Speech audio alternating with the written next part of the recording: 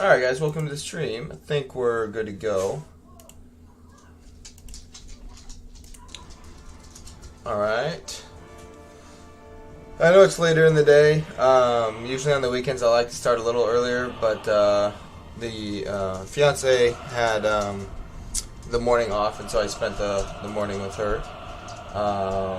And yeah, we're just kind of a pretty relaxed, laid back stream. I'm not sure how long I'll go today, but just we've done some men. Haven't done orcs yet, really. Done elves a little bit, but figured we'd hop in and do some dwarves.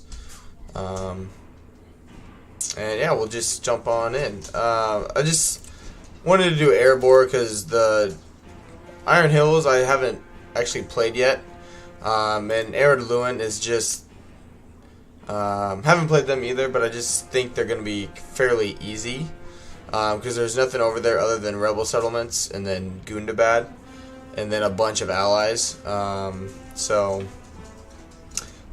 yeah, let's just jump on in and we'll do some Erebor, Doors of Erebor. Holy cow.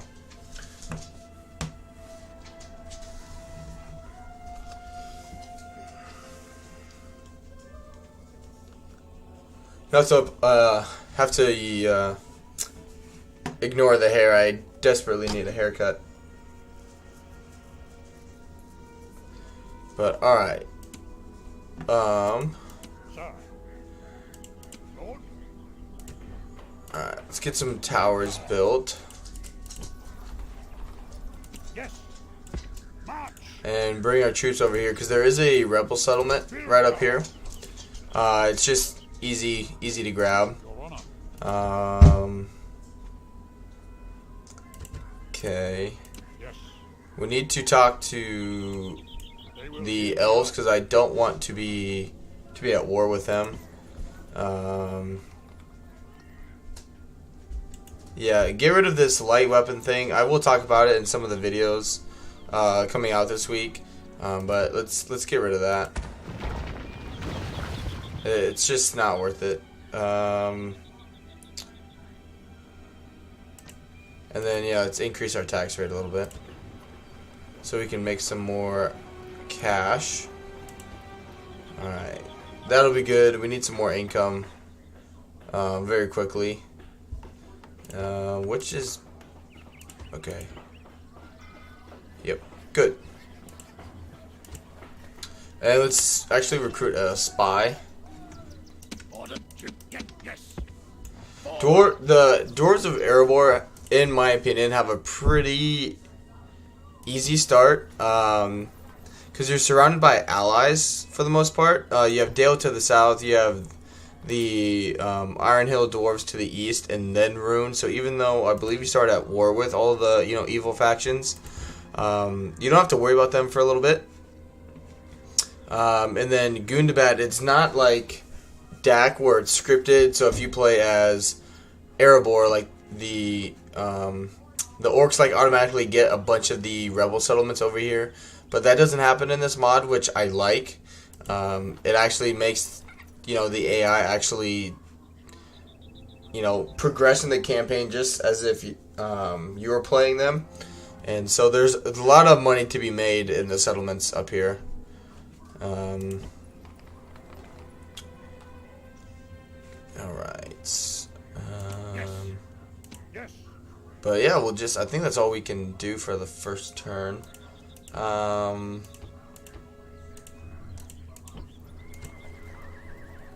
Yeah, we don't need any more troops just yet because money's a little tight. I have figured out something, and I've told the modding team about it. I don't know why. I've only noticed it with dwarves so far. Specifically the Dwarves of Erebor, but you can do like the old Rome Total War kind of like exploit of going to war with like the Greek cities and then getting a ceasefire for like 15,000 gold. You can't do that with everyone, but you can get like 10 to 15,000 gold from every single evil faction. So like, even though your income is fairly small to begin with, I mean, you can run a deficit for a really long time as Erebor, because you can, you can get out of wars really quickly. We will accept it. Good. Build another tower.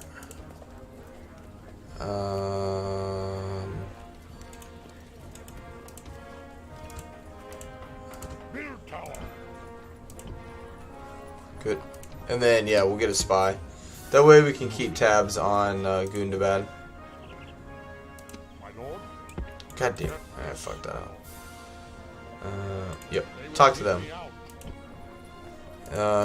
Let's actually recruit another diplomat, and we'll send him down to Mordor. One turn and we'll be making a little bit of money again. You are mistaken, sir. Yes, my lord. If that, because we'll actually be able to fight this battle here. Settlement under siege. What, they got 2, 4, 6 General. versus my 5. General.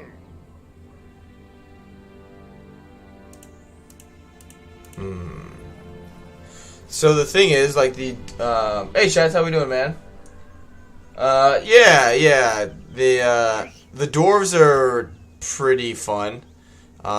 They've got probably the best infantry in the game. A lot of their units have 2 hit points.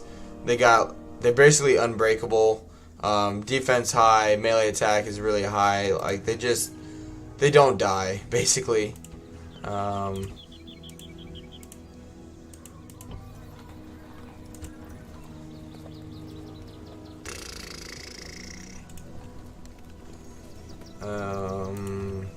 General. Lord. Yeah, just wait a turn before taking that. Your honor.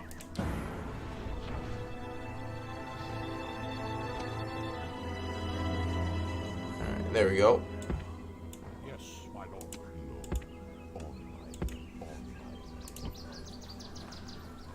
Sir. And yep, he needs to go south to Erebor, or Mordor. I keep saying Erebor. It's cost me about 1,200, and we'll get like 193 a turn. So a little over like 9 turns, and we'll get our money back. But I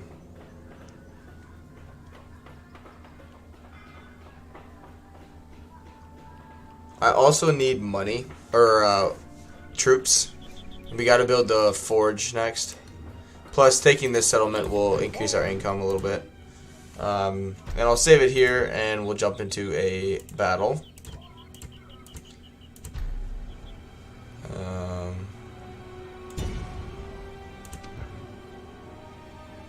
The dwarves too kind of have the Rohan like cavalry recruit limit, where Rohan can only recruit cavalry in like certain regions as long as it has the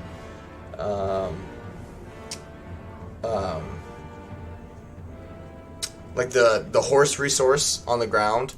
But for the dwarves, like, they can only recruit like dwarven units in like mountain regions, and then like in the kind of open areas, it's these like hireling spearmen is what they're called right now.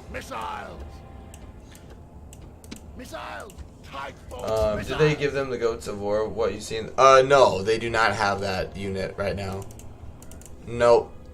It is other than the hireling archers and then the like javelin unit, the warsmiths. It is strictly 100% melee infantry. They do have a catapult.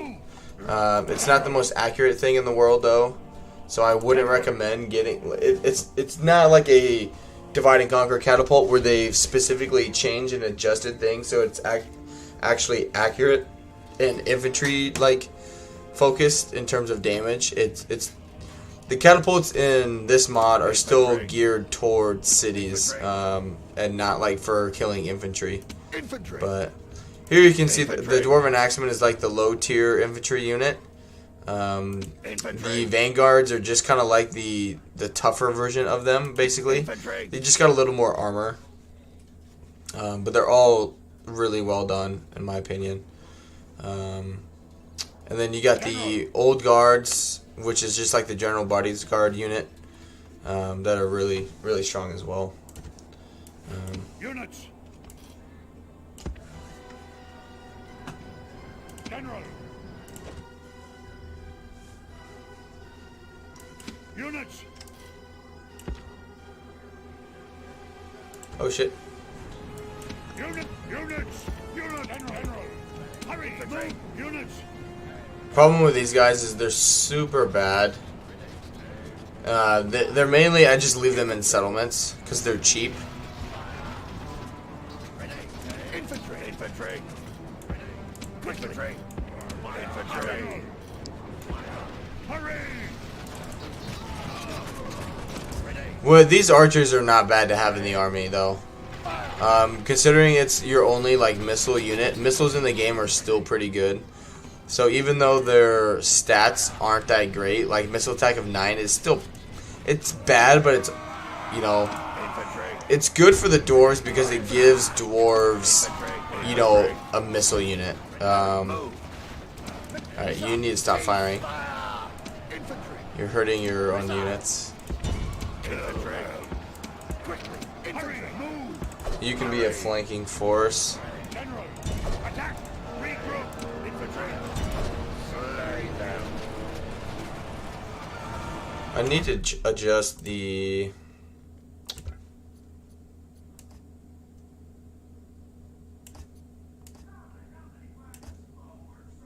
There we go. That way you guys can hear it a little more.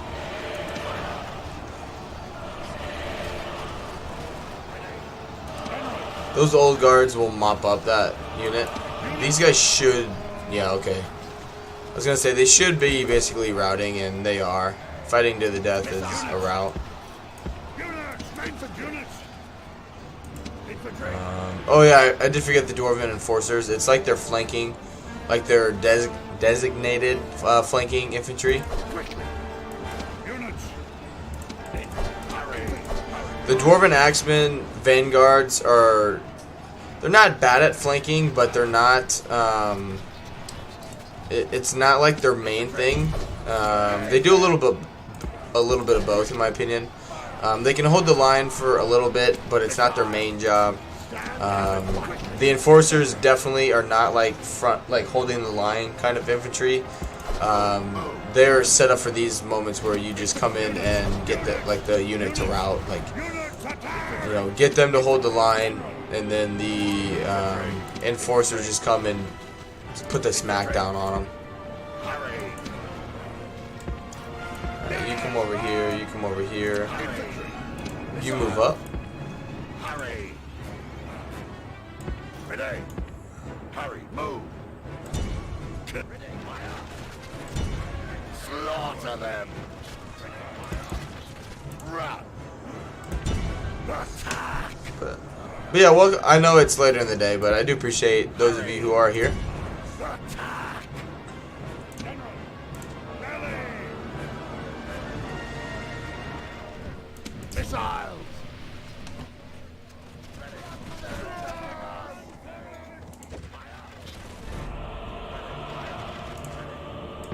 Hurry. General. Infantry. Missiles. Hurry. Move. Infantry. Units. Units. Attack. Quickly. Infantry. Get them to flank. General. Rally.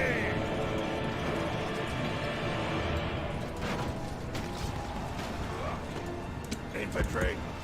Hurry. Move. Move. Quickly. What do we got left up there? Missiles. Okay.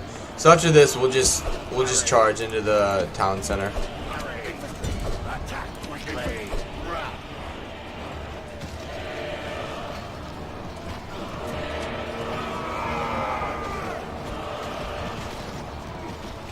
Attack quickly.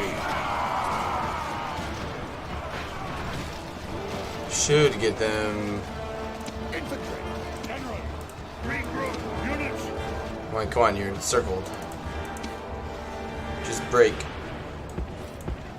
Just gotta be careful with the miners because they don't have much armor. So their missile units will just do more damage. Yeah, it's a lot of older style type of maneuvering. Like the their leader lies dead, and the enemy or the Dwarven artillery isn't bad. It's just that the artillery that they have is fairly expensive to recruit, and it's like 6 turns. Yeah, it's expensive to recruit, and it takes a long time for them to be recruited. It's like 6 turns, I think. It's either 5 or 6 turns. And because it's Rome Total War, or the Rome Remastered, it still has, you know, if in the older titles, if you put artillery in your armies, it reduces your like campaign movement range, and that's still a thing. And so, in my opinion, at this stage, and I've mentioned to them about adjusting things, but as of now, I would not recommend getting artillery.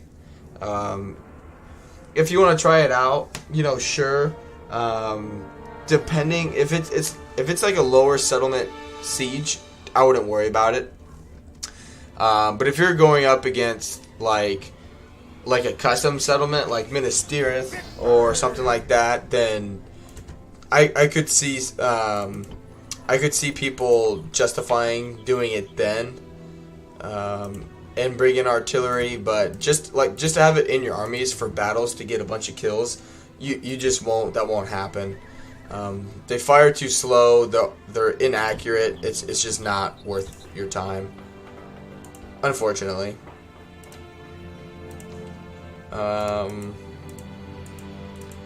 there is another settlement here, I believe. Yes. General, march.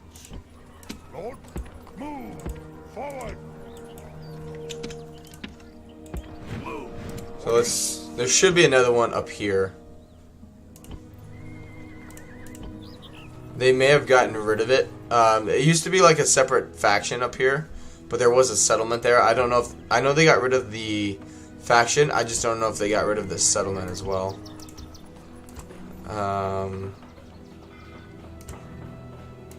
Yeah, we really need the income though. So yeah, build the money building first. Yeah, I hope so, because okay, good, it is here. The dwarves are a race that and they're aware of it. The dwarves are pretty bare-boned at the moment, and it's not that they don't want to add things or bring things kind of into it. A most generous proposal. It's just that it's not their priority right now. We see no benefit to us. Alright. And so it's just going to take time, you know, give it a little bit. You know, between adding, you know, a few units, whether it be some missile units or whatnot, like, that stuff will come. Alright.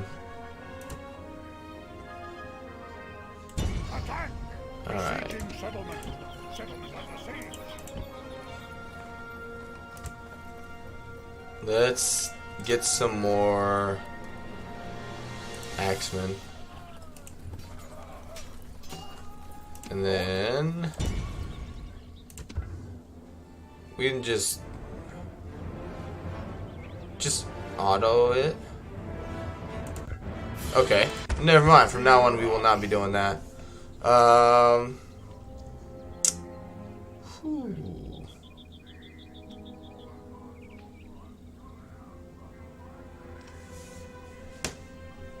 Okay. So that initial money would be nice, but dispersing the population would also be really good.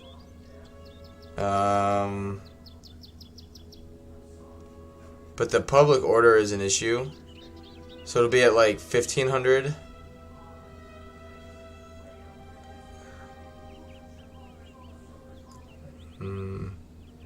Yeah, enslave it.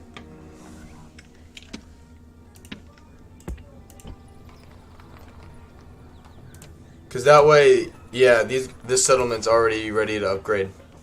Good. More population means more money because more people are being taxed.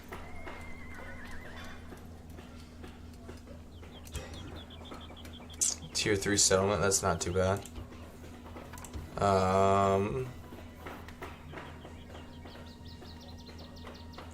Can this settlement... No, they can't. Okay.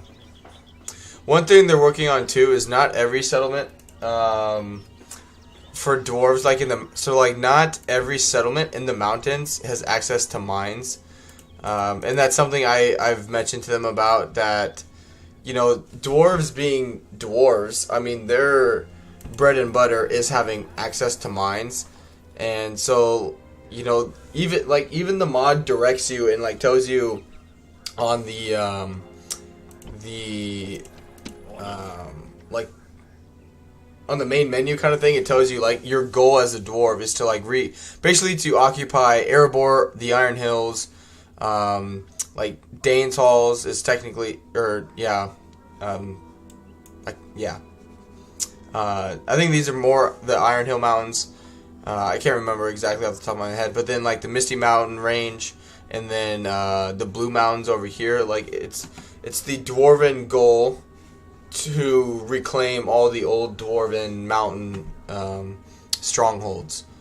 But with that, you know, like Warm Cove probably is not going to have mines. That's fine. But like these settlements buried into the mountains, I mean, you know, just bring them into give them some mines, give them some resources or something. But it's something they'll look into, from what I've been told. Alright. Yep, you need to upgrade right away. That's fine.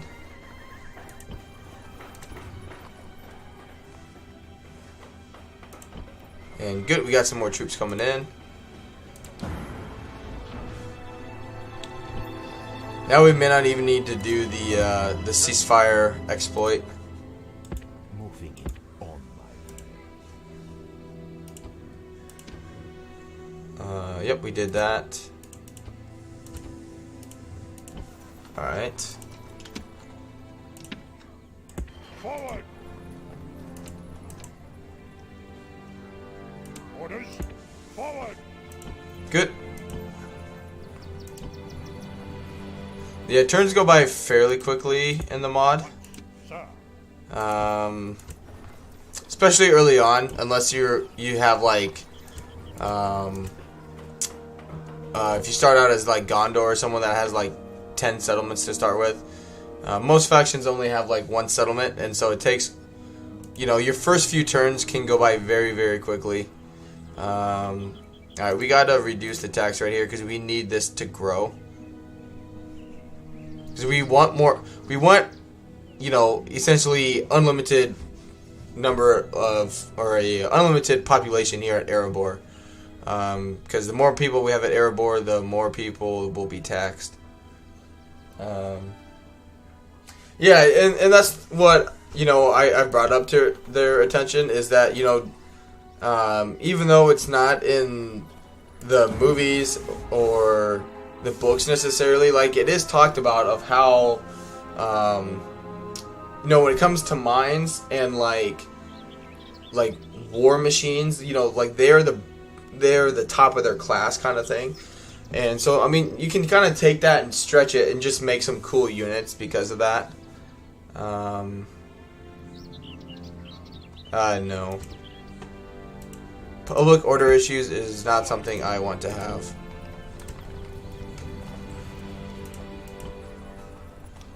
Alright, money. Alright, let's build walls here. That'll just increase the public order. Yes, move out. March. Yes. Yes, my lord. Awaiting your command. Yes, my lord. We do need to be careful when going up against Gundabad. Almost all of Gundabad's forces are armor piercing, which obviously as dwarves that's something we will have lots of. So we need to be on the lookout for that. Yeah, we can afford some more troops. Good, that'll be good for some cash. I wonder what it'll go up to after that, actually. Good.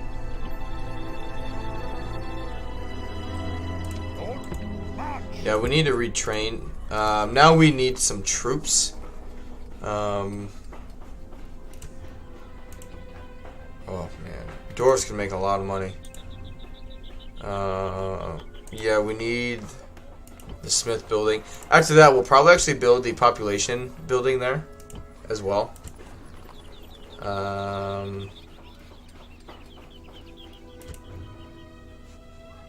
Okay, these guys are growing pretty good.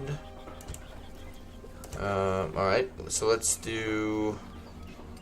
What's here? Miners. Build that. That'll help with public order there as well. Walls are almost built. General. Yes, at once.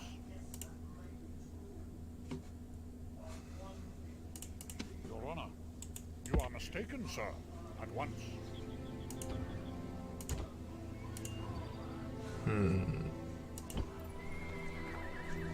Now, when I've played as the Sylvan Elves, the Iron Hill dwarves have, like... So it's pretty easy playing as the Sylvan Elves to expand. And defend your territories, because you can... Basically, every single tile, you can go into an ambush stance and pick somebody off. But since I'm not allied with them, I don't want to leave Erebor terribly undefended, because I don't want them to see Erebor being super rich and then them coming and declaring war on me.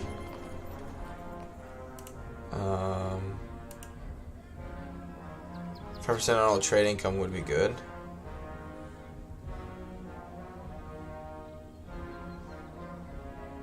Yeah, we'll take him.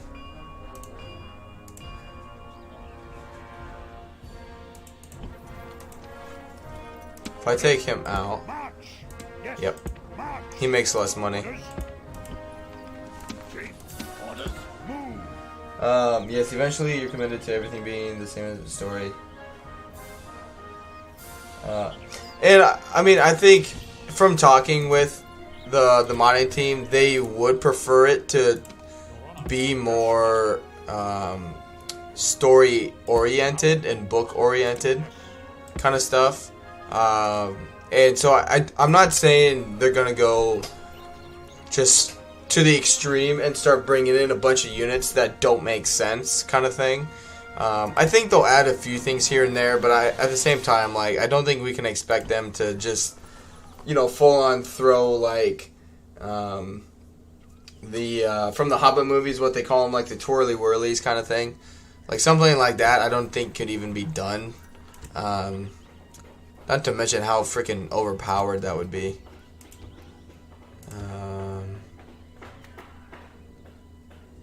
We need growth here. Do we get that growth building here? No, we don't. What unlocks that building?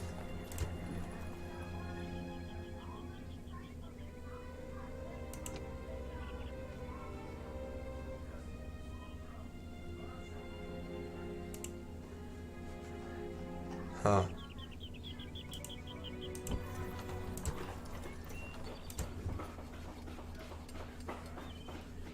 Okay, that's fine.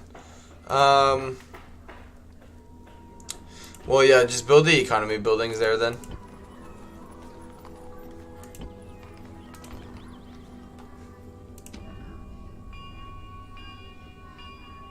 Yep, it's fine. It's making us some cash. Alright, good.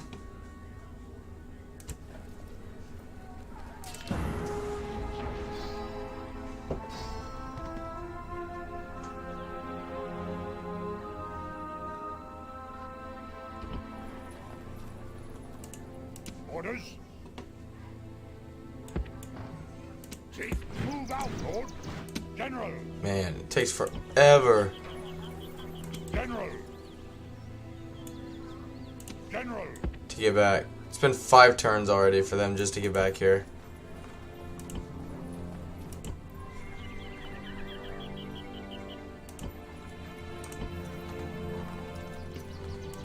Lord, march. Awaiting your command. But I mean, we got a good income in. Be And quick. so this is what I Our mean. patience is Where I don't know, like, our reputation is good, relationship is terrible, ceasefire very generous.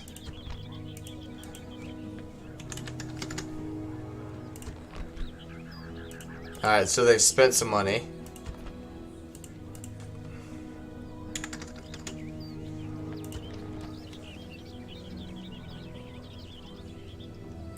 Let us end the bloodshed. So they're willing to give us 9 grand for people that we're not even going to be able to fight for any time soon. Our thanks. Hey, look at that. And the thing is, you can do that to every, like, evil faction.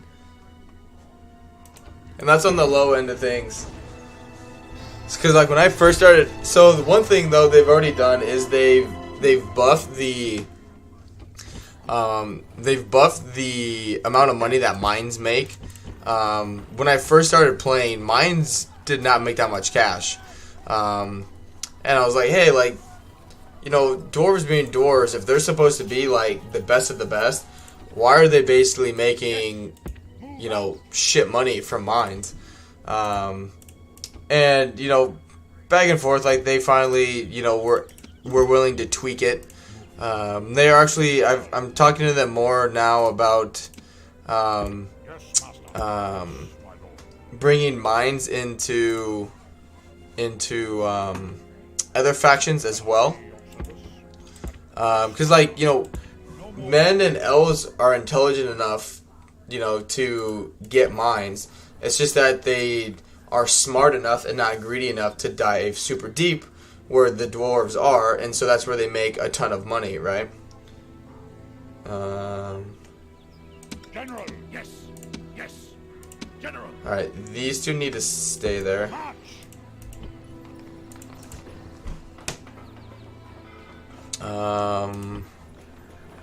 Okay, good. Alright, let's do the campaign. The roads, it doesn't, it says it helps improve trade. But like if I do the market here, it says economy and income, and it, you know, it shows the new trade and like why. But here, oh, it's faster army movement and better trade, but it doesn't actually show that. So I don't know if that actually does what it says it does. But the extra like campaign movement range would be nice to have.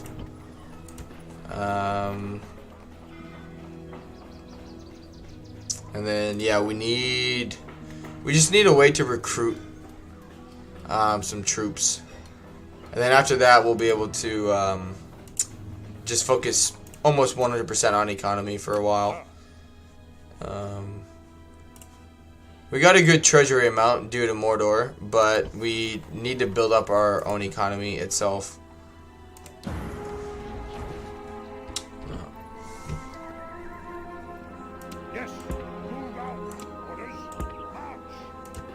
Let's get some more towers built.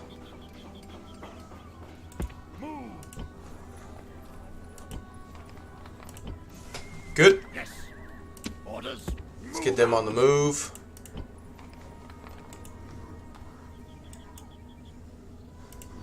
In 3 turns, we'll be able to replenish them. Well, everything but the vanguards we will. Right, yeah. Just not the enforcers. Orders. Yes. Move out. Alright. Good.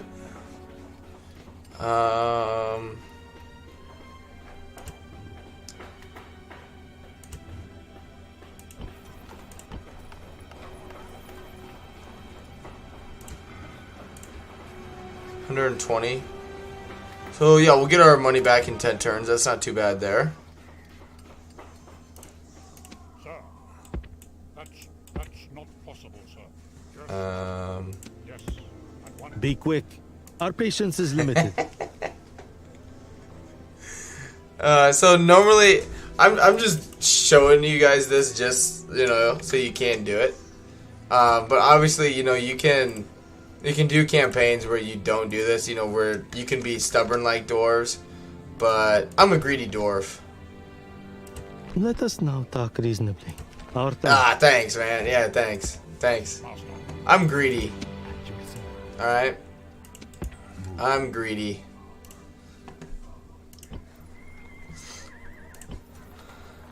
Plus the thing is, like, by the time you get stuff built up again to actually be able to attack those races, you won't take a... Really? Fall back. See, that's never happened to me before. General, merging armies. Dale betrayed me. Really? So the Iron Hills sided with Dale. General, march. Orders, attack. Victory. Right? Yeah. I'm trading with them. Still. My lord. That's an interesting turn of events. Let's go back up there and talk to him. At once. Unable.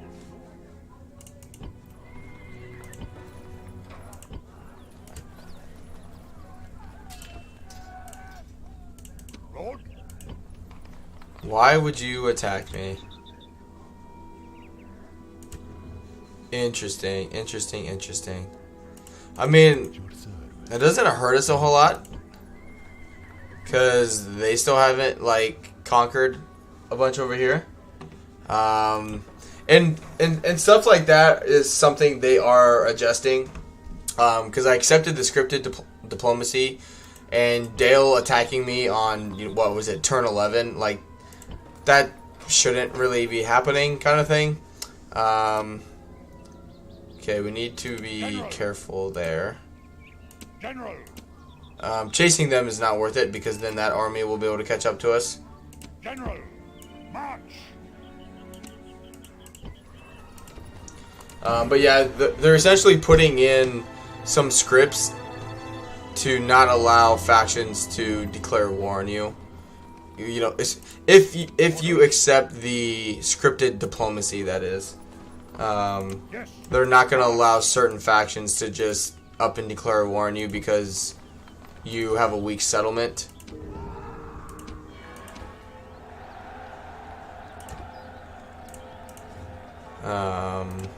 But yeah, get up here. At once. I will move, awaiting your command. At once. Yes. Okay.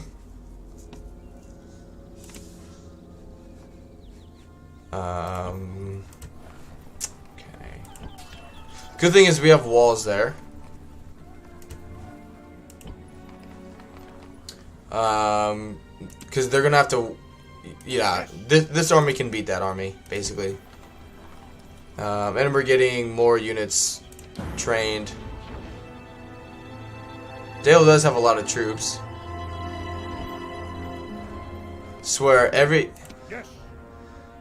The last several live streams now, things have not gone the way they've ever gone for me. Speaking of, hey Senpai, welcome. For the guys who don't know, Senpai is another tester for the mod.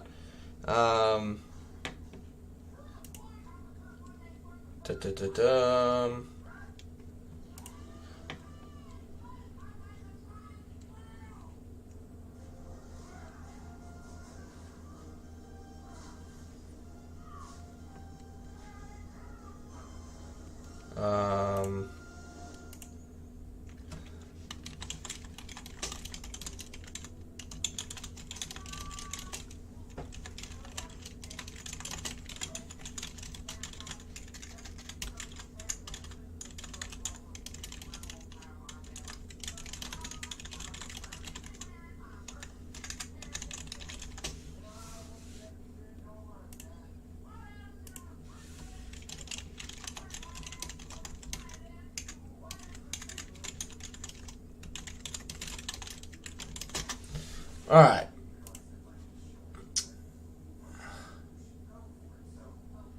Yeah, I mean it's later. The time I'm streaming at now is not ideal to catch a lot of people. So for example, it's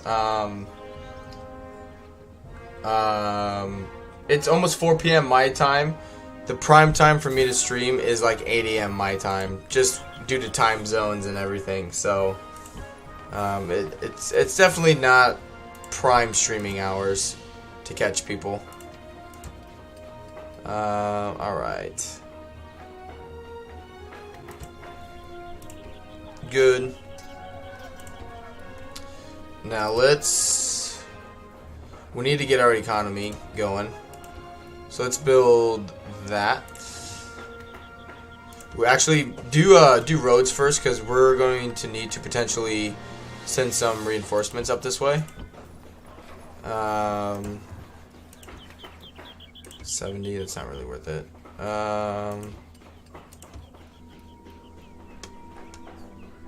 And yeah, just build better roads.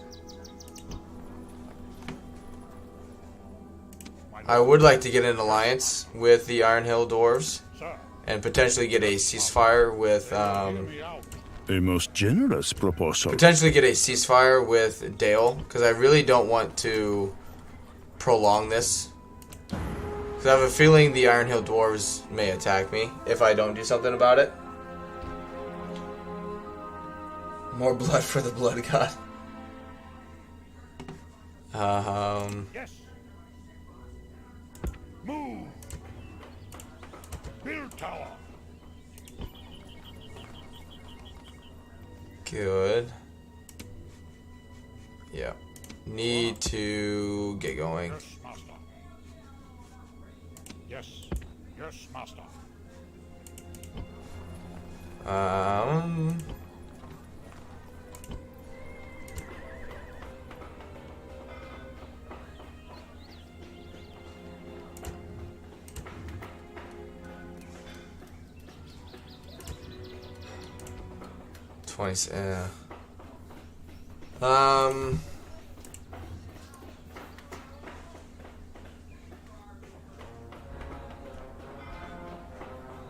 It's just growing super freaking slow.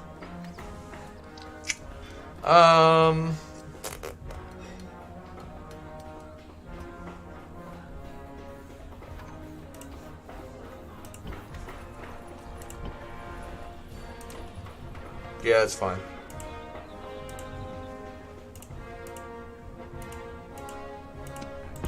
Bring this spy back.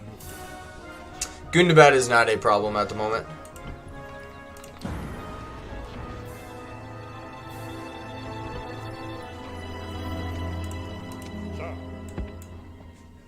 God, I wish I had Rune's Rune AI cheat abilities.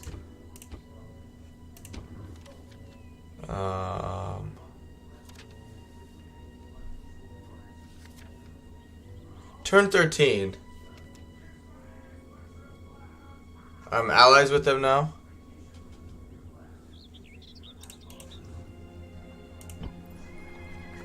Yeah, we still need to talk to them. Your Honor, that's not possible, sir. Yes, Because the only reason... How are we automatically allies with them? I didn't talk to them. If anything, we should have just gone into a ceasefire. Plus, they got... 27 units. No, 26 units. 27 units standing by. Compared to my 11. Especially with these guys kind of hanging around. build tower.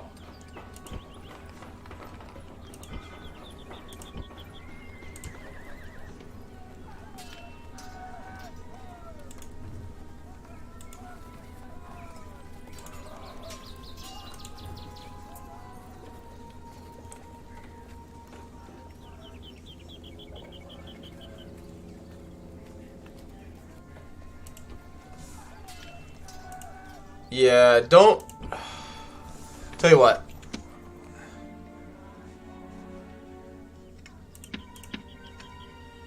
Move out. Yes. Move. Oh, I forgot. These guys can't hide. We'll just keep them here for now and see what they do.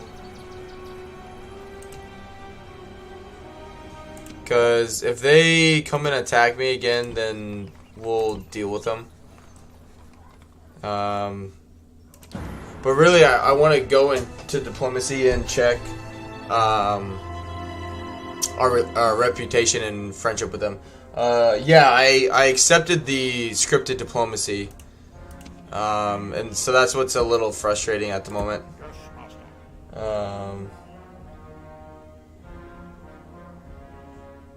So it's and that's happened to me now in my last 2 campaigns. Playing as the dwarves now, I've been declared war on by Dale, obviously, and playing as Rohan in the last live stream, Gondor declared war on me. That's why it's something that they've brought up in the in the Discord for us testers, that they're looking to change and make sure that it's, for some factions it's impossible for them to declare war on certain factions if the accepted diplomacy is selected.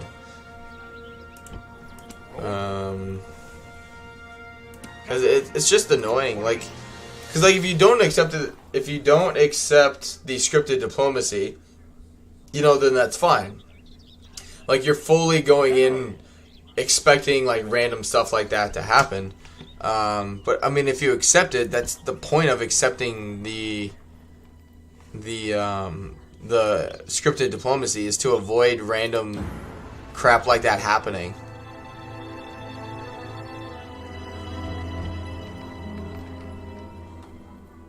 Alright.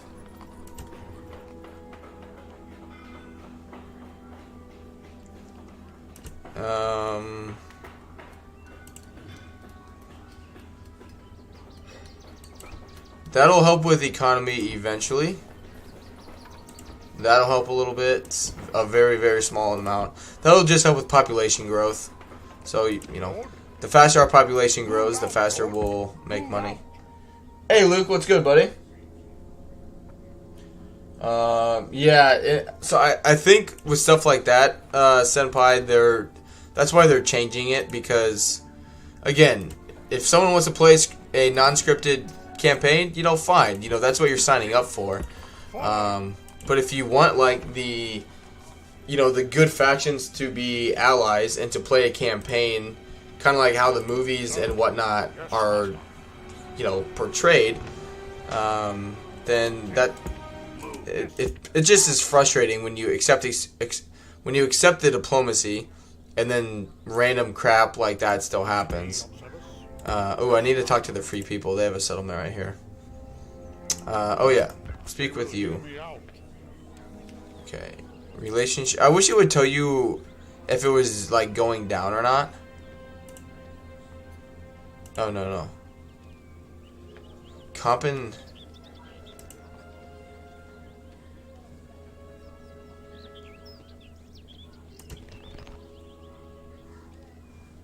$160.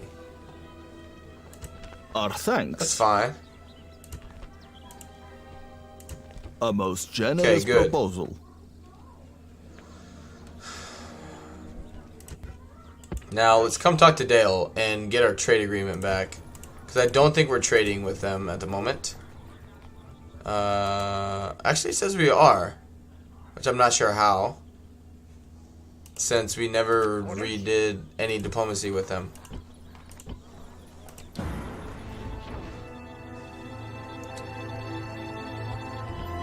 Yeah. Yes. I guess you're technically right. Alright, these 3 come deal with that.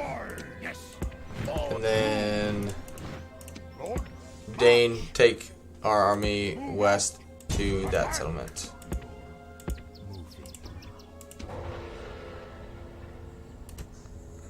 So they have a spy. So they're already thinking about betraying me again. Sir, yes, master. Freaking turds. They're ruining my economy because I'm having to build troops every turn. Okay. I mean, I could Awaiting your command. get some more money out of Gundabad by ceasefiring with them. I'm thinking that's maybe what pissed them off too, is me not being at war with Rune anymore. Because they declared war on me, or they betrayed me the turn after I did that. But yeah, I mean, Dale only has a handful of settlements. General. So you're not wrong. I could have just kind of made them an example. But I don't want the Orcs of Gundabad to get powerful. I need to be the one conquering these settlements before they do.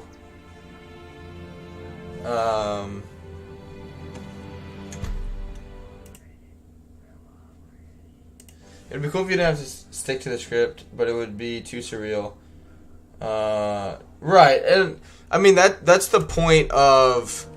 So on turn 1, nothing happens, right? But on turn 2, the event will pop up here where it asks you if you want scripted diplomacy, or certain factions become allies. So basically, like, if you accept it as Erebor, you, Dale, and the other dwarves are staying allies, right? But if you say no, I don't want scripted diplomacy, I think it's basically just less of a penalty to declare war on like good factions if you're a good faction, because it's at that point it kind of becomes a sandbox kind of game. You're not following the movies or the books. You just want a random weird campaign where you're fighting elves, dwarves are fighting dwarves, that kind of thing.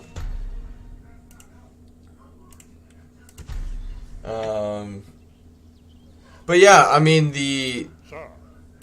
Welcome, friend. Yeah, our relationship is Dale's reputation got smacked. A most generous proposal. The thing is, they want to keep doing that. Fine, that'll hurt their reputation, and next time, the Iron Hills and whatnot may stay allies with me rather than them.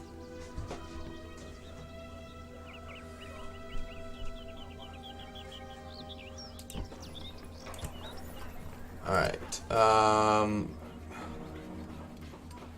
Good. Yep, that's good with population. Alright, we tax that a little more. And then let's build the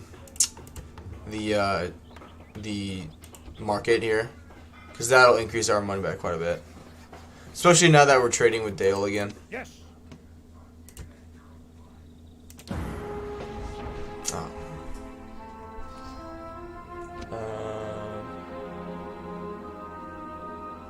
But yeah, I haven't read the Silmarillion, but the dwarves in the Blue Mountains, Divide and Conquer kind of does a tribute to dwarves being seduced by the rings. It begins with a G. It's basically like a it's almost like a underground like group that is persuaded by evil. General. And to one extent, they almost like overthrew some dwarven areas, I believe.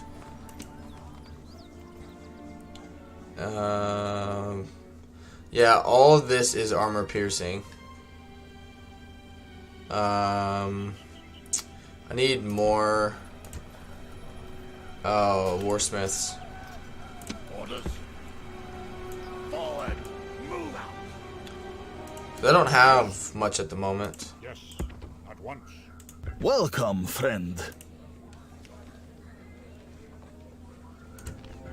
Yes, my lord. I could also get a peace with them in the meantime.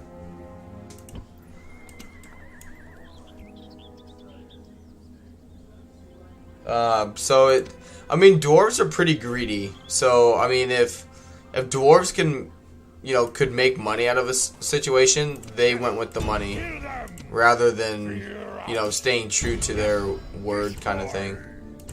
We shall rule. All right, get them gone. All right, good. So those are those crappy spearmen. Alright, let's build money. Yeah, build more better defenses.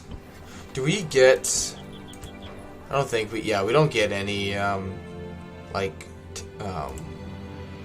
concrete walls or stone walls or anything like that. Sir, they will hear me out. Yeah, I don't like that. This army just sitting there, though. Do some battles on it. Hey, Rag, how we doing, buddy?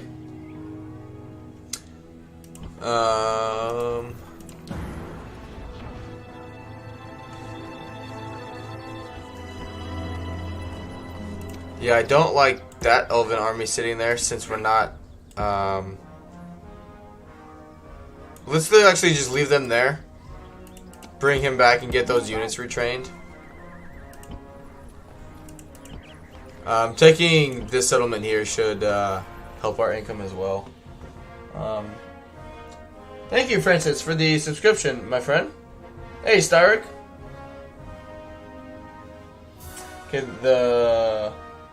Okay, this trade is a little different, and it's not like they build an alliance like they have in case. Right. I would, yeah. Once it becomes public, I'd highly recommend checking it out. Oh, no. Destroy. That's not okay. No, not doing that. Yeah, you guys gotta love my hair today. Gotta love the flow, bro. Gotta love the flow.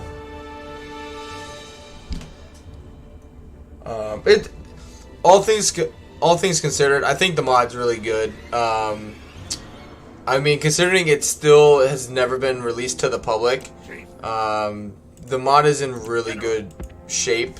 All things considered, and given time, I think it's got a lot of potential.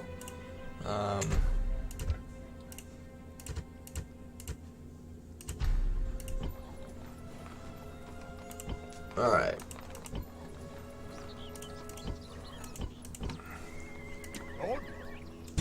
There we go. Alright, let's come over and talk to you. And I think because they're using the Rome Remaster, just the basic quality of life stuff is a lot better than Divide and Conquer's is. And I mean, they're still doing a lot of good things with it. It's just that this, like, the foundation that this mod is being built upon is just overall better because it's a newer engine.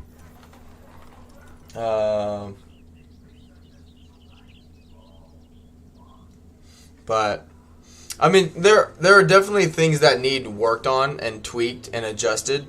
Which I had a pretty lengthy conversation with one of the mod guys today about Mordor and Rune. Because in my opinion, they're just not playable at the moment. Mordor right now really struggles. The Fell Beast Bodyguard costs like 3,000 gold per turn, and they just immediately show up. And there's just nothing you can do building wise or like getting rid of troops because orc units are so cheap. So I mean, by turn 4 I was like negative 7,100 gold per turn, and it was no fault of my own. It wasn't like I did something incredibly stupid to go into the red or lose a settlement. It was just the Fell Beast Nazgul unit showing up and wrecking my economy. And like, yes, those units obviously are lore accurate, but I mean, at the end of the day, it's still a game, and it's got to be fun for the player. But yeah, we'll jump in and we'll knock this one out. What do they got? Yeah, we'll be fine.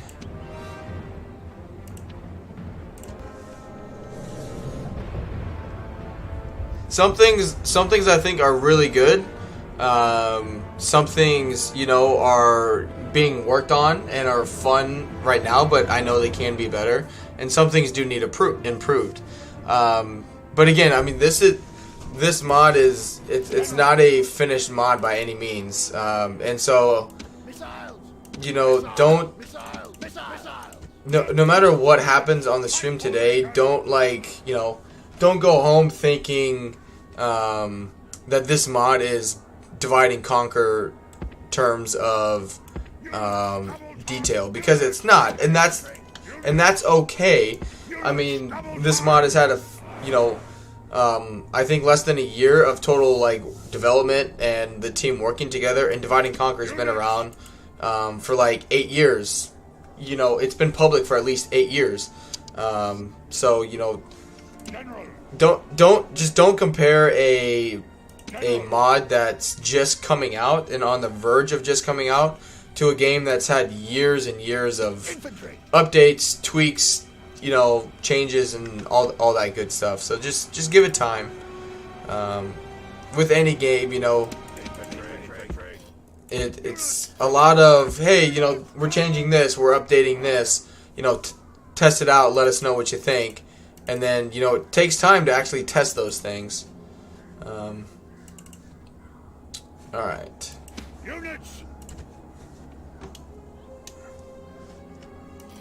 Let's move these guys up. These guys can come up as well. Basically, as soon as we thin them out a little bit, we'll use these guys as kind of like a flanking force. What are the biggest things that still need to get worked on in the mod before release?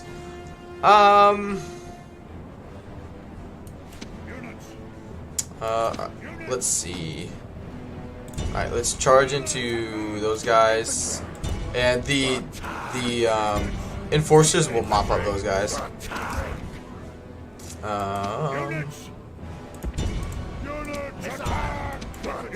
Swing these guys over here, swing these guys over here. Sorry, what's the biggest thing that needs worked on?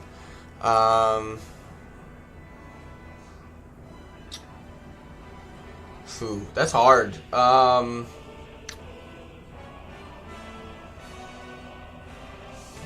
So I'm gonna have to think about. I'll get back to that one. Anon, I will get back to your question.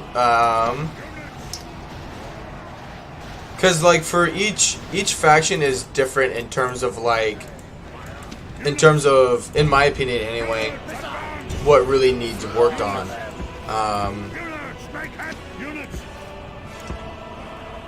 I guess overall I would say the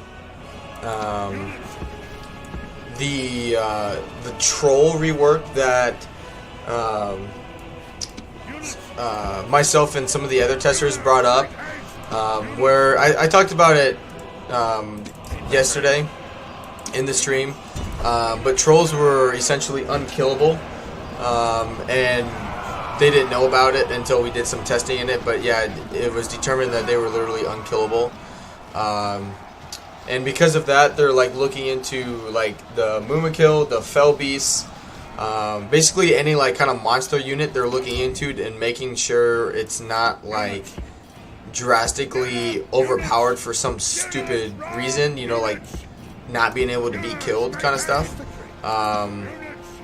And so they're doing massive reworks and retesting on those units. But other than that, I would say it comes down to each faction individually. For example, Mordor has the Fellbeast, the general bodyguard Fellbeast units, costing a ton of money. That's something that it's just campaign breaking, because it's not that the player makes a mistake in building the wrong buildings. Right now, those bodyguard units are just showing up, because they're scripted to show up at this point in time, you know, in the campaign. It's turn 5. Be like, okay, this unit shows up. It's turn 6. This one shows up. That kind of stuff. And it doesn't matter what you build at that point. You won't have the, even as Mordor, with having like the cheapest units in the game, arguably, because since they're orcs, you will not have the economy to support, you know, 5 or 6 generals that cost you 3,000 gold plus a turn. It's just not feasible. By turn 4, it's not doable.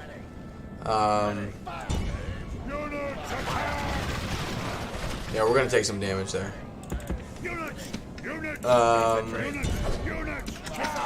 Rune's got a lot of problems, in my opinion. I've talked to them about it quite a bit today, on my thoughts on Rune, and unfortunately, it's not that I think Rune is a bad faction. I just think there are a lot of things right now that they don't have, a lot of things going against them, and it's not because they're a bad faction. It's just because it's scripted that way and it's set up that way.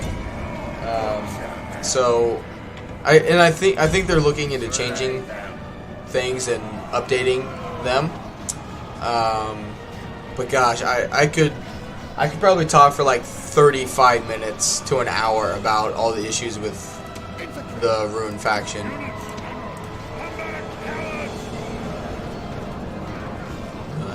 Zoom in on some of the action here for you guys. You can check it out. I really like the banners. I'll try and zoom in without it, you know, disappearing. But you know, it's just got the Erebor kind of banner with some Dwarven like Rune language.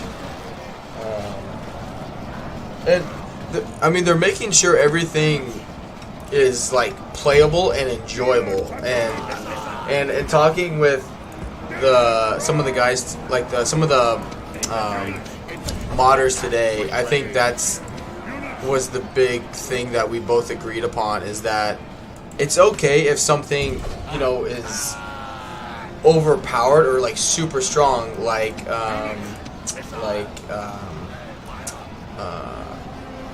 elven archers, right? Like, that's kind of expected. Elves are known for their archery. They're gonna have the best archers.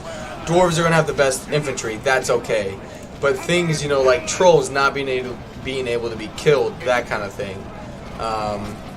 And dwarves probably have like the smallest roster in the game, which a lot of that stuff that people have asked about, a lot of that stuff's going to be addressed down the line. I guarantee you they're not going to just stick with this roster forever.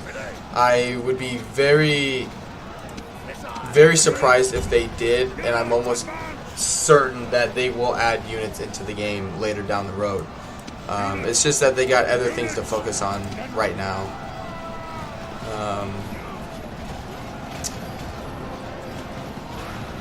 But I'm trying to think of what else.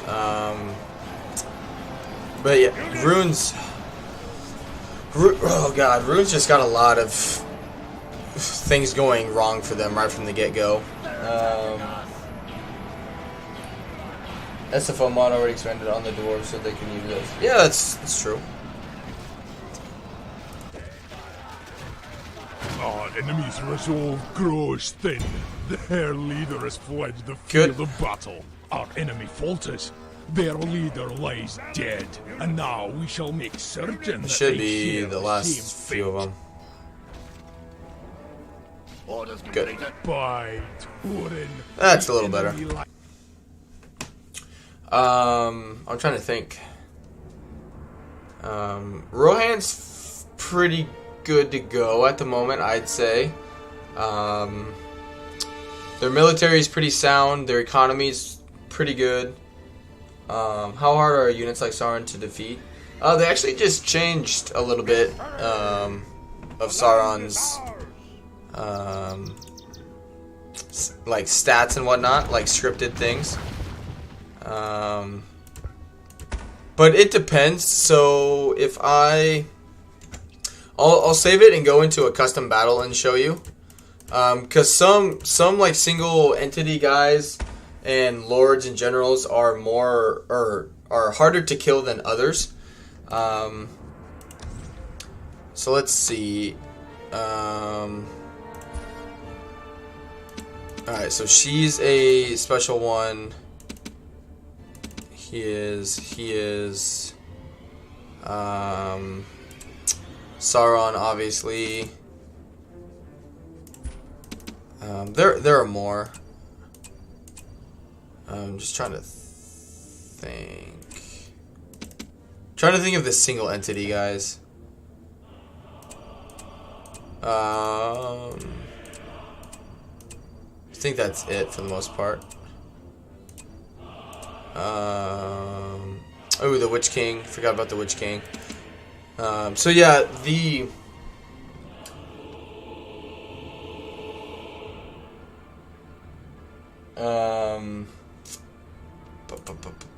so like the 3 hit points is basically how many times a unit can die before they actually die, right? So Galadriel, like her, you know, special like unit on the battlefield, you know, she can essentially die 3 times before she'll actually die. You know, Aragorn having 9 means he, you know, can die 9 times, and Sauron is at 7. A lot of things that I've seen though, it's a very fine line between wanting like single entities like Sauron, Gandalf, Saruman to be like this overpowered entity, while not, you know, being able to kill 2,000 troops by themselves before dying. Because Sauron is a larger entity, so he can, you know, just because he is larger and does deal more damage, he's just like any other large entity. He's got a much larger hitbox. So even though he has 9 hit points, excuse me, that doesn't necessarily mean he's like impossible to kill, because that's not true. You know, because his hitbox is that much bigger, it's almost basically just the larger a entity is, the more times, you know, say 60 arrows go into Sauron and 40, or say half of them hit, right? But then you shoot the same 60 arrows into a Mumakil, like a large elephant. More likely or not, like all 60 arrows are probably going to land and hit the Mumakil unit, just because their hitbox is so big. Let's see.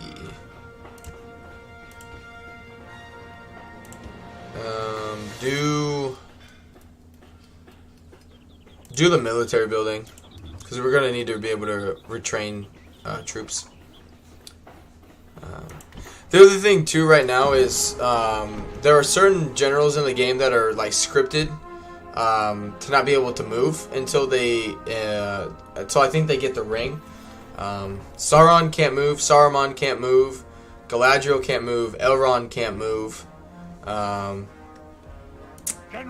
and so like even though Sauron is pretty good, you know, he's stuck in Mount Doom at the moment. So you can't use him on turn 1. Alright, let's build some towers, because we do border them now. So we need to be aware of that. Yeah, Mumakil are pretty squishy, meaning that they die very quickly. I've used them. I've, you know, like fought battles against them. They're very easy to kill. So, and that's something I brought up with Harad, is Harad's units are really like poor quality type units right now. Because they rely on the fact that their Mumakil are just going to get them basically all of their kills kind of stuff. But Mumakil are really squishy. So like, if auto resolve will definitely favor them, but you know, you want to be fighting the battles manually to limit your damage, but also to actually see units like that fight. And that's the problem, is you have to constantly, right now anyway, you have to constantly be cycle charging the Mumakil, because if they just like stop moving and just do like their regular attack animation not moving, that provides, you know, basically 100 units to attack the Mumakil because their hitbox is so large, and so they just die right away. In my opinion, they are not worth getting because they're super expensive. It takes like 5 or 6 turns to recruit them, and they're just not worth, you know, the price tag at this moment. Let's... I don't even know. I would take the public order happiness, or the public order increase, but that's about it. Or else we can stop building things there, and what can we... What's negating the population growth here? Squalor. Okay.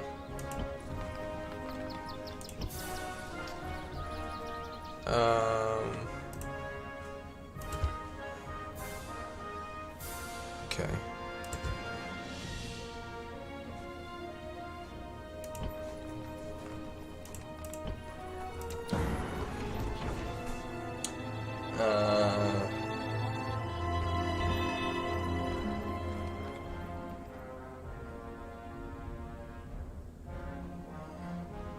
Francis says, "What's your favorite faction?" And welcome, Francis. Ooh, wow, this is really good.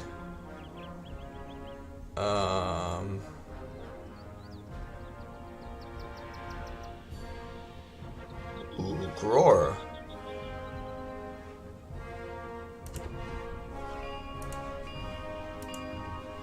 Where are you at? Okay, that's actually a really good place to be in for him. Favorite faction right now, Rohan would be my favorite faction at the moment, and then the probably Sylvan Elves. I would say Rohan, the Sylvan Elves, Lothlorien, Erebor, and then Gondor would probably be my top 5 as of right now.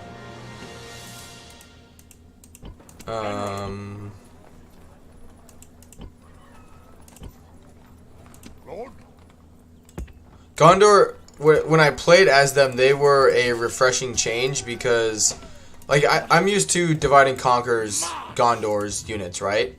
They have decent defense.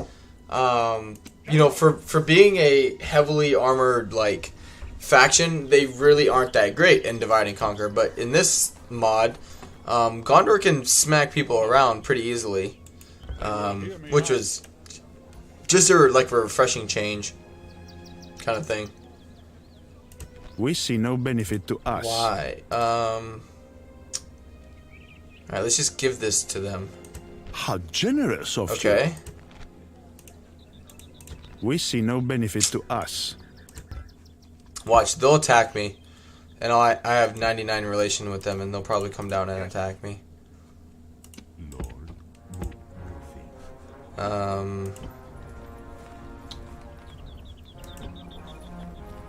Okay, that's fine. Alright, let's move on.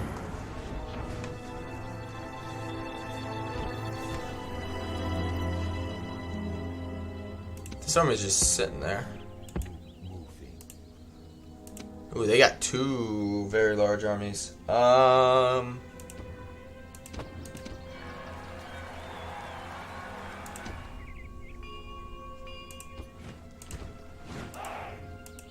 Yeah, okay.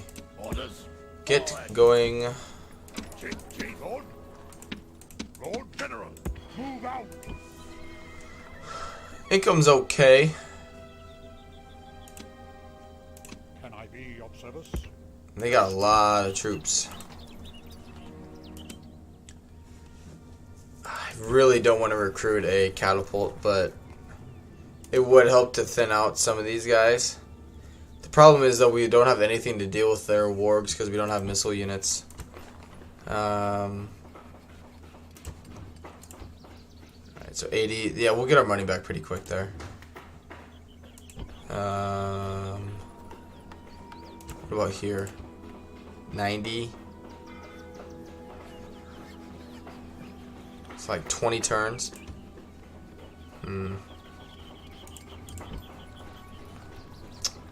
Where do I get the archers from? Tier 3, which I don't have access to yet. Okay. General, forward.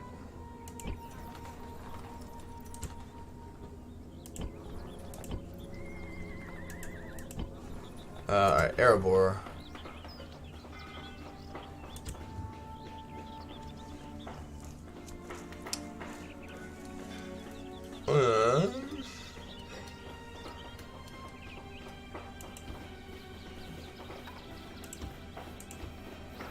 Yep.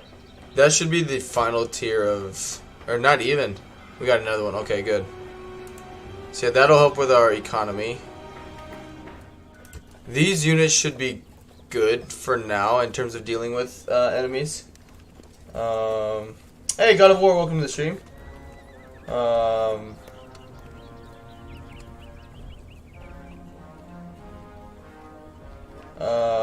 Looking forward to playing Isengard myself. Irokai, the best orc. Don't have me, but they are pretty cool. Oh yeah, 100%. The Isengard definitely has some of the best looking troops and some of the strongest infantry as well. But yeah, they definitely have a pretty difficult start. What am I do want better units. Let's check here. Let's check.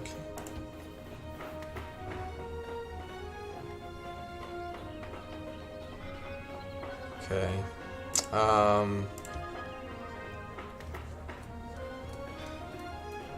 Build the economy stuff first.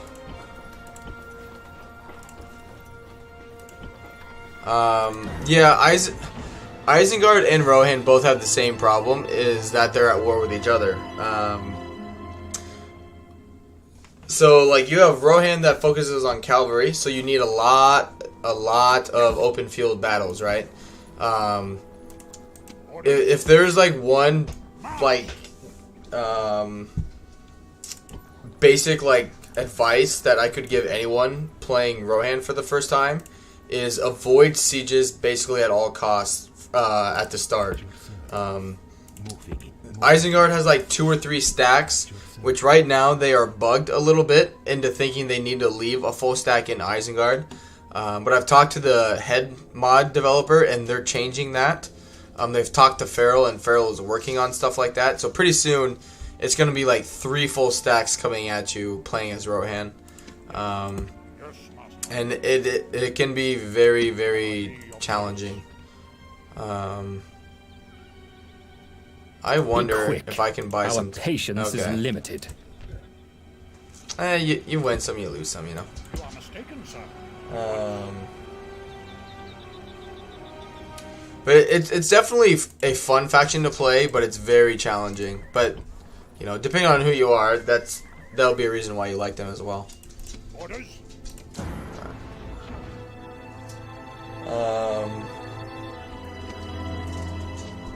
Chet says, okay, but it's already in the stage of Sauron, like, they're not all under his control.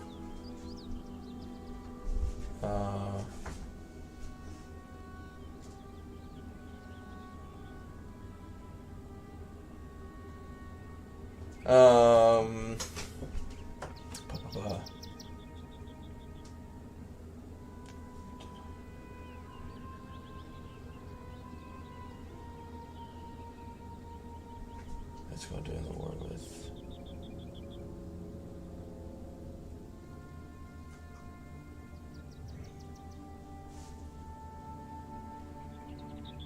Yeah, I think both of you guys are right. General. Because I mean, really, by the time, even like when the Hobbit movies are taking place, and then like when the Fellowship goes through Moria, it's not even at that point. It's not even like orcs. It's just goblins that live in the Misty Mountains.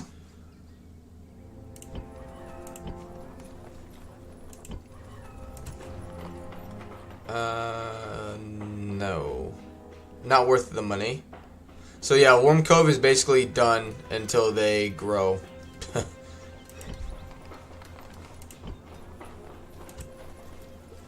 I mean, Goblin, yes, but goblins are like a crap version of them. Just how like Uruk-hai are orcs, but they're like they're different but the same at the same time.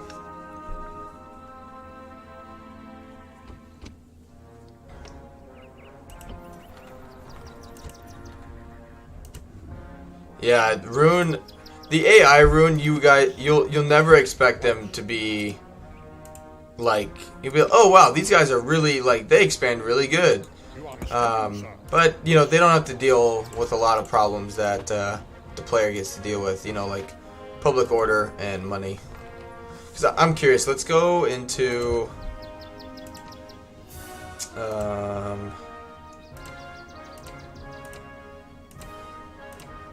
financial. So I'm at 14,000. So they're at like probably at like 50,000 in their treasury right now.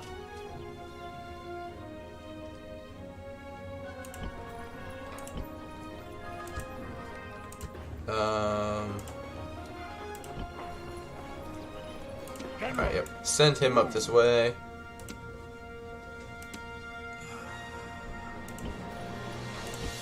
Wouldn't be a terrible idea to take this settlement. Either. General! General! Yes! Move out, Lord! Can't be done! I can afford more troops.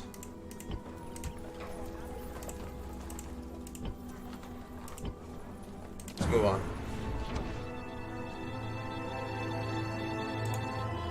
My lord?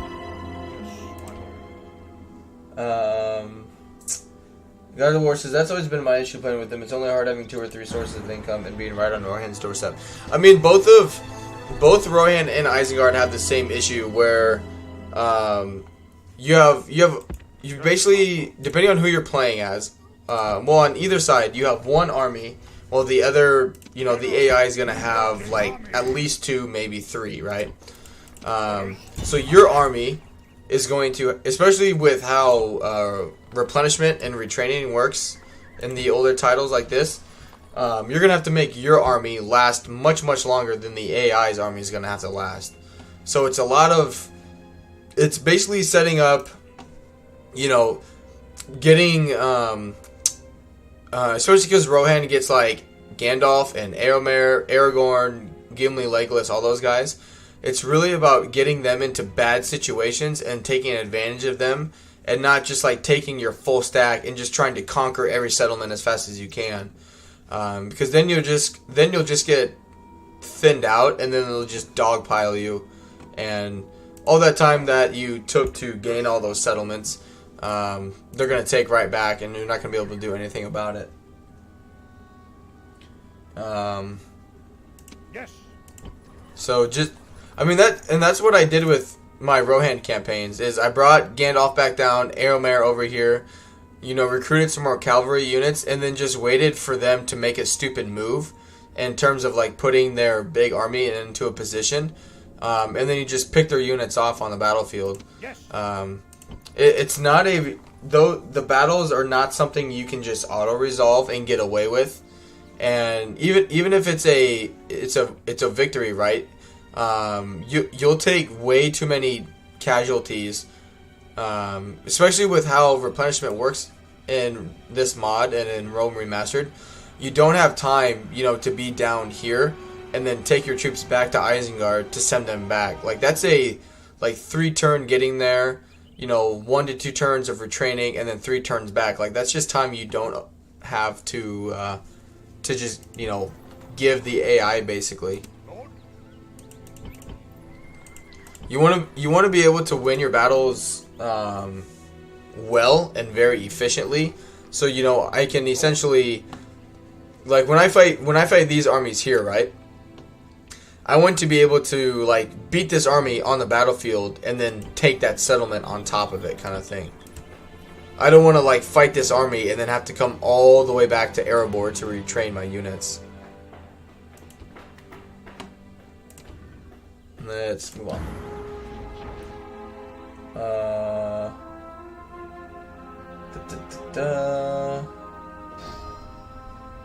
We're besieged. Why?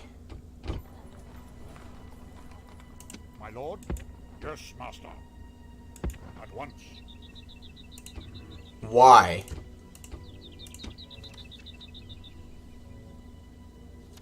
So me and Dale are at war with each other now. Lord?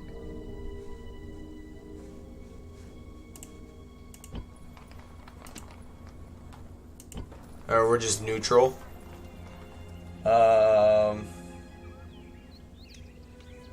Senpai. Oh, sorry, I didn't see your question, Senpai. Lemon, quick question. What's your strategy during battles with Isengard? When the fully upgraded stack spawned, I was literally obliterated. I mean, depending if they Yes. if they attack you, corner camp.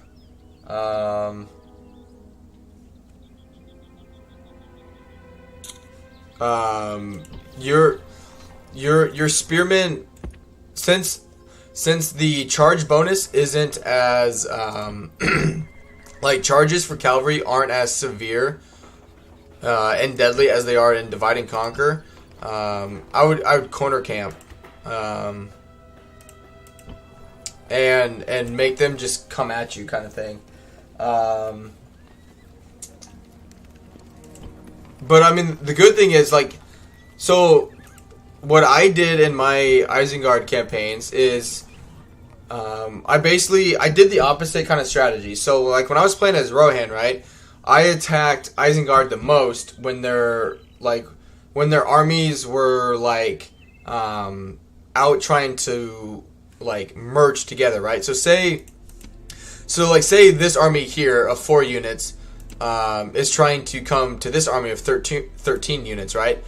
I would, have an army sitting by, especially because you have some like tree areas here where you can be in ambushes. I would basically keep denying them being able to form that really, really large army. Out like when they're out in the actual like map, right? But with Isengard, I did the opposite, where when they're like out in the open and my armies are weaker, because they like you don't have the movement and the speed that their units will, right? So what I tried to do, and it worked. Like it's not gonna happen every single time, but you want to pick off their armies when they're sitting in settlements. Just think of it like the but by script they got stack of fully upgraded troops.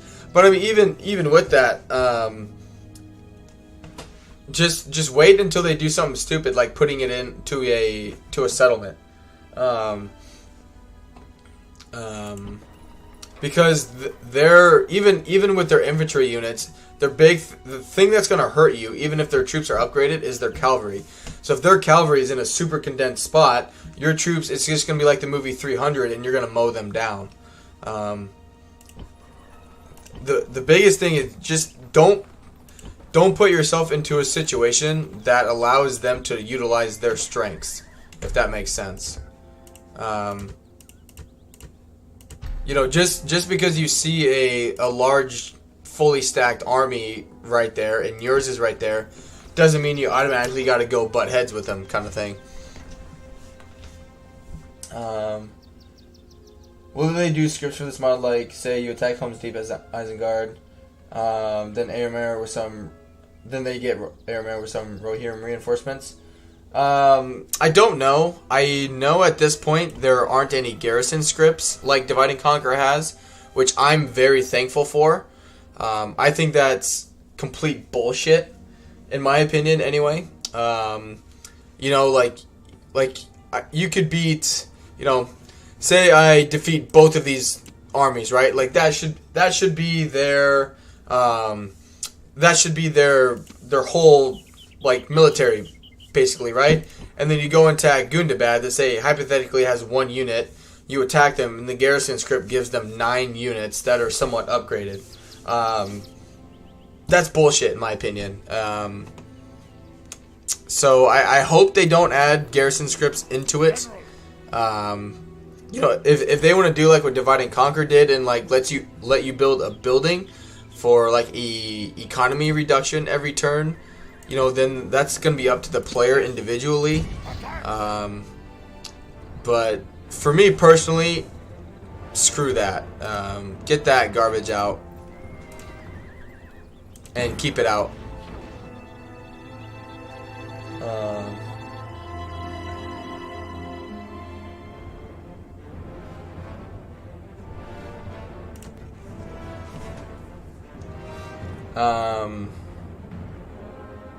But I mean, you'll have opportunities to kind of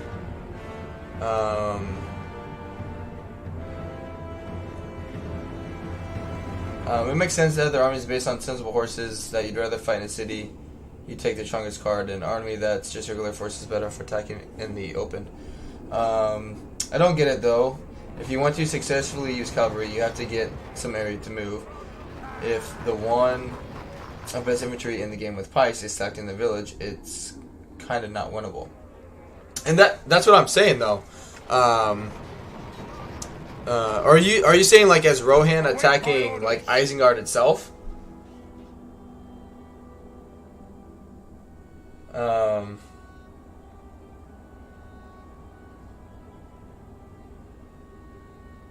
Oh, I mean, Units. Oh, this is Erebor. All right. I mean, I didn't have that severe problem. The only other thing,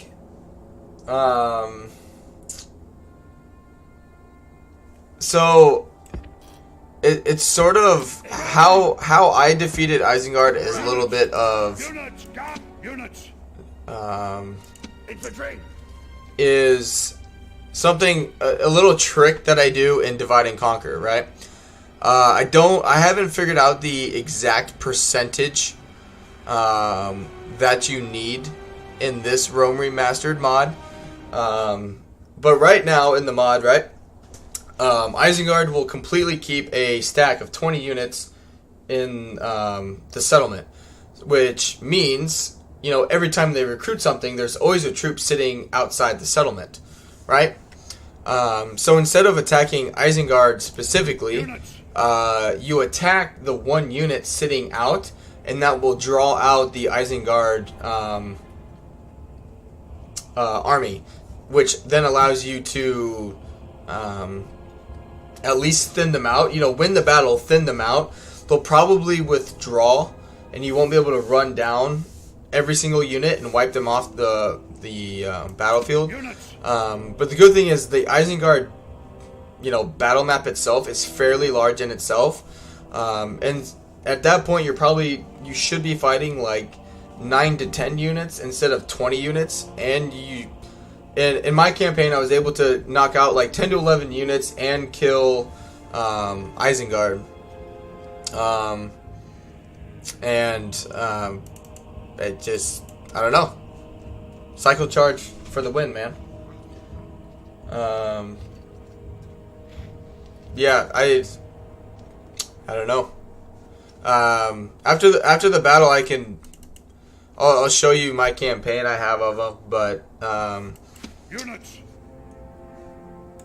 also I'm not sure if like the scripted stack Infantry. is if we experience the same thing. I know that's weird to say, because like they have the scripted stack that like starts in Isengard and just sits in there, but after I took Isengard and another army didn't show up,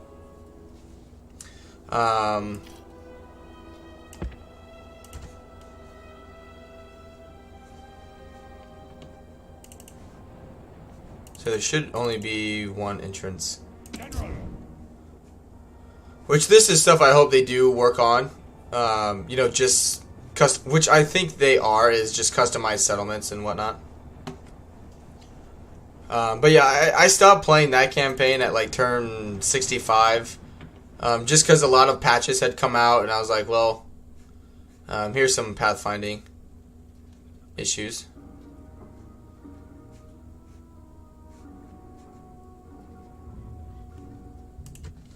Take a screenshot of that one. But yeah, I never got like another army to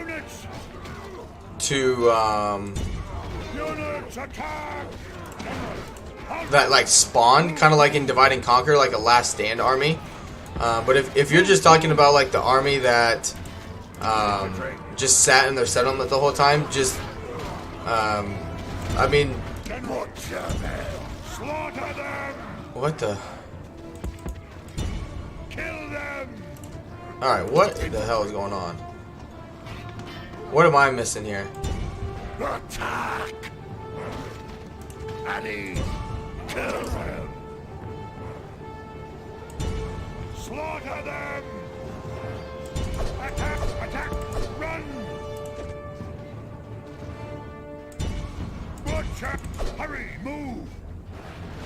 Waiting for orders. Infantry!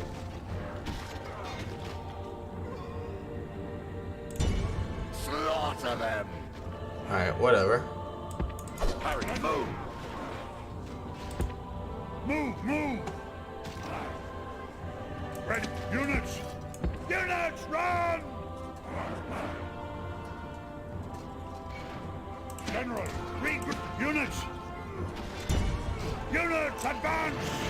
Units! Waiting for orders. Units, make haste! Yeah.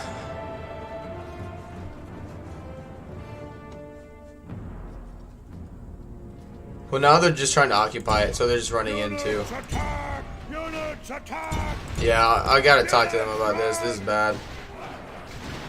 But they're not even trying to attack me either. They're just trying to like. Units, run! They're just trying to occupy the town center. Units! And my units are stronger in melee than theirs, so we should win. General, kill, move, waiting for orders. Stand your ground, units. Units attack. Units advance.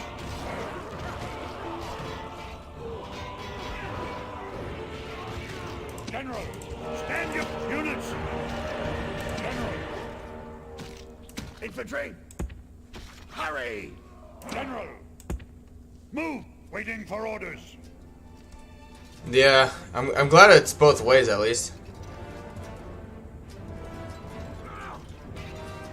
I'll have to log it on General, the Trello thing that they want us to use after this. I think that's their. kill them. Hurry, Yeah. move, waiting for orders. Because they don't even, like, they're right in front of me, but they don't know that. Move.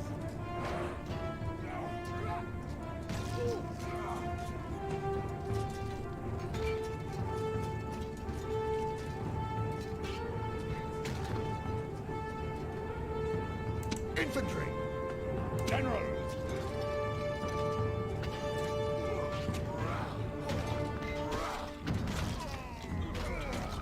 General.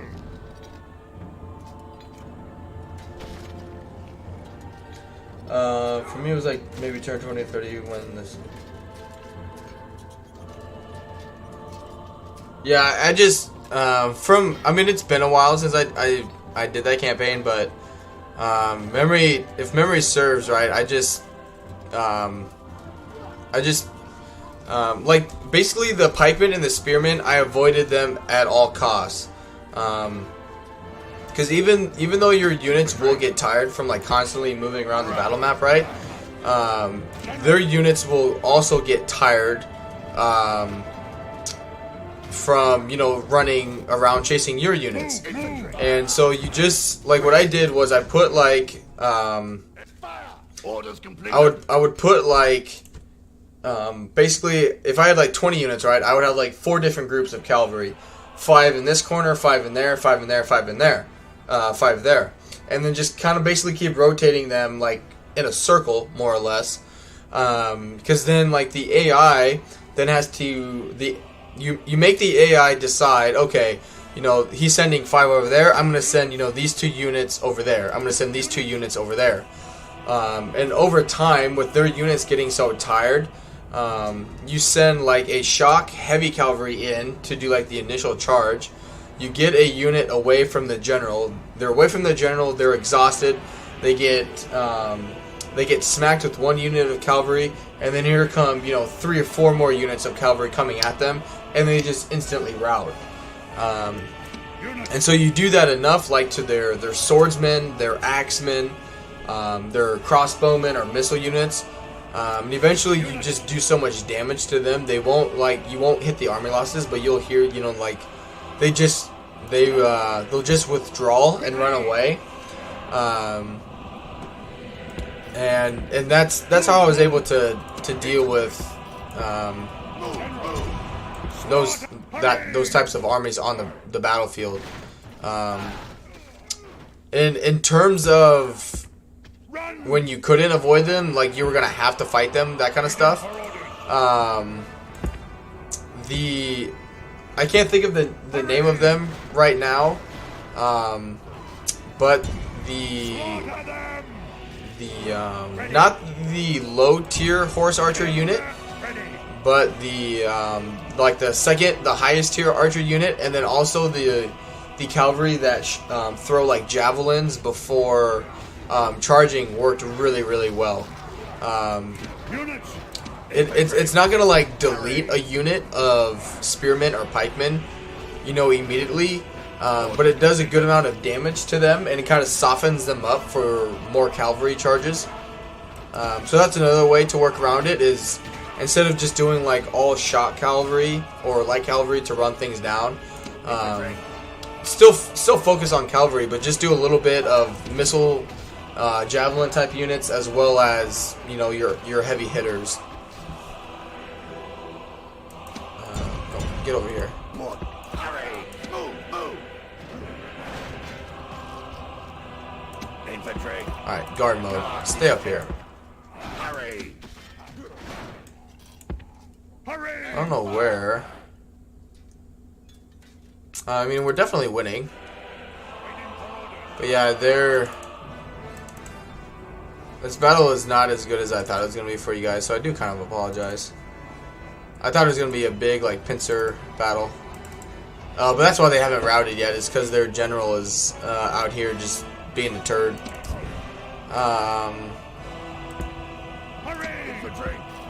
Take a chance here. My bodyguard unit will kick his bodyguard unit's ass. Run!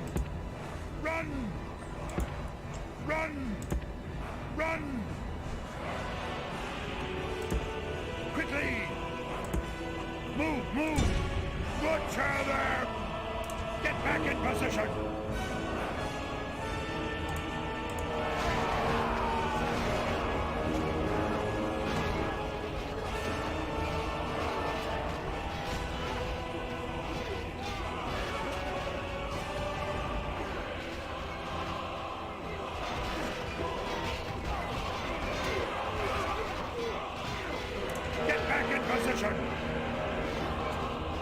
Yeah, he's gonna stay in there, or else they're just gonna cap the town square.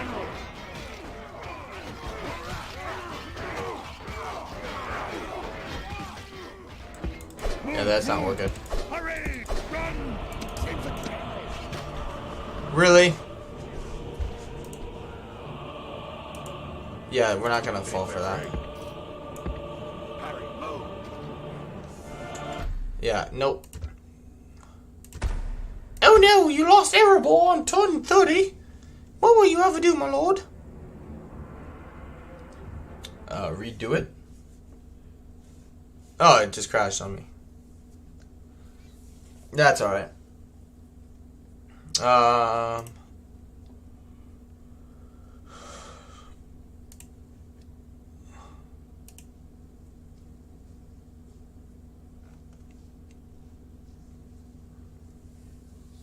Yeah. Alright, alright.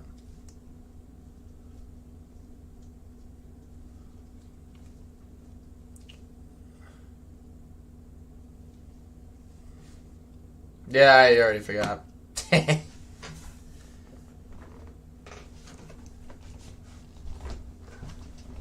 Oh, of course. You're late, my lord. Blimey. You can't do that. Dwarves, if they lost, they lost.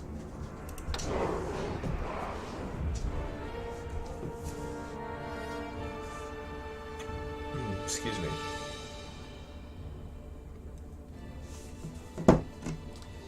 Oh shoot! Before I do that battle again, I'll load the I'll load that Rohan save file and show you. I mean, Isengard has been dead for a while at that point. I'm curious just to see what auto resolve gives me.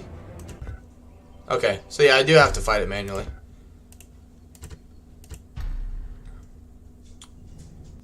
Oh, there it goes again.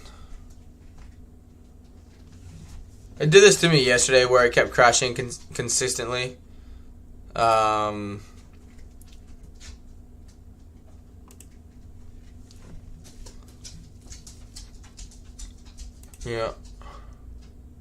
Yeah. Alright. Get me to the log. Alright.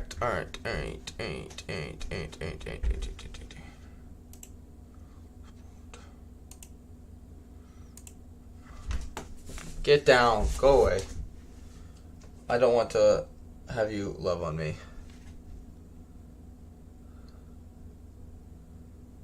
I should actually click that just so it automatically does shit like this.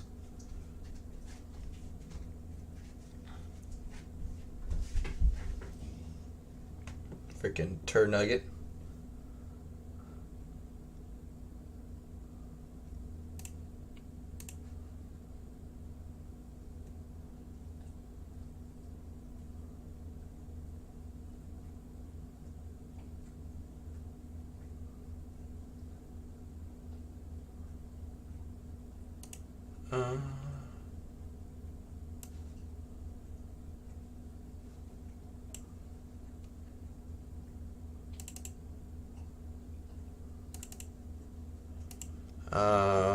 Where's...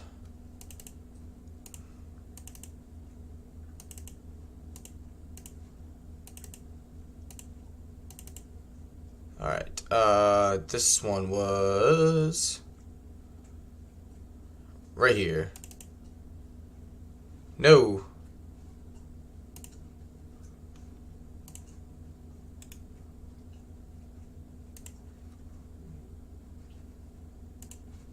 Alright.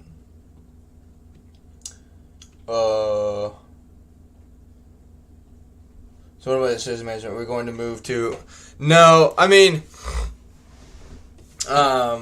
since I've already got like 30-ish turns in here, if it keeps crashing it, I'll probably just call it a stream, because so what I'm running into now is which I am playing on a higher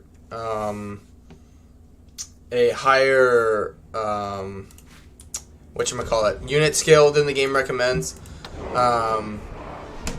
But other than that, okay, yeah, it's just going like crazy. Jesus Christ. Just a second. I'm just gonna exit out of Steam here. Just 1 second.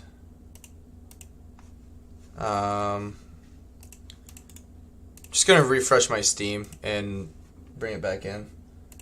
What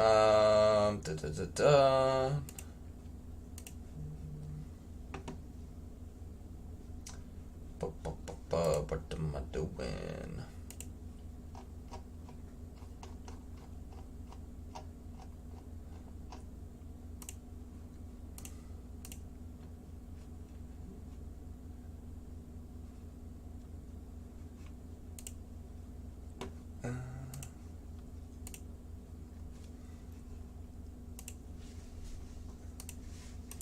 It did this to me yesterday. Like, once it started crashing, it just never stopped.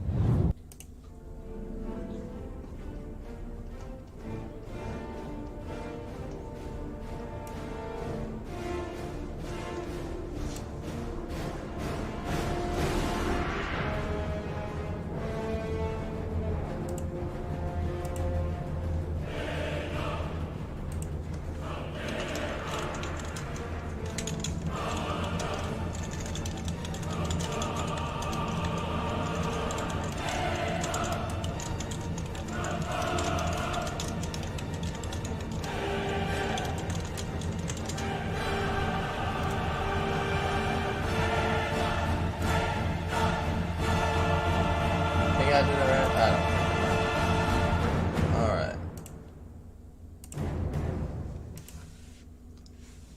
Hopefully this loads.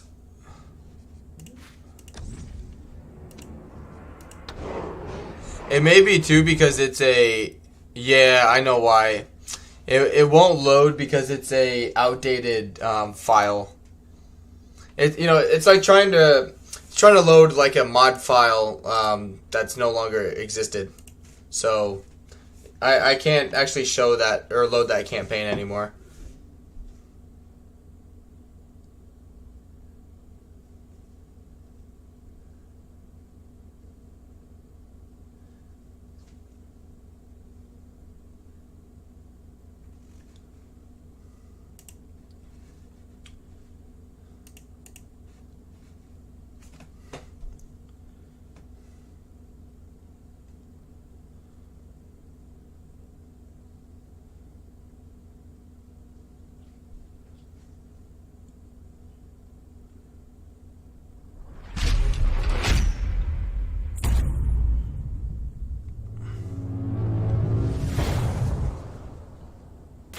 Alright.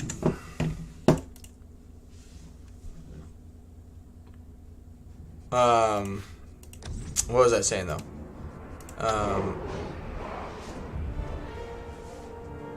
Yeah, this file should be fine.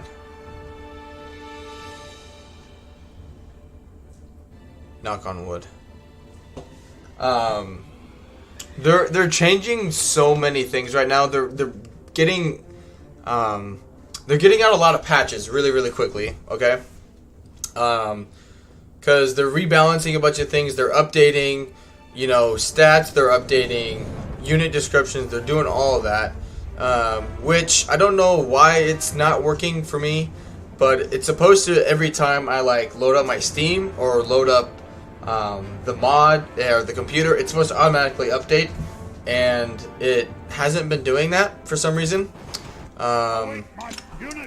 And so what it's actually been doing is been making me unsubscribe and then resubscribe to the mod, which then takes a little bit of time to download. It's not that big of a deal, but it does take a little bit of time, and it's just annoying, more or less.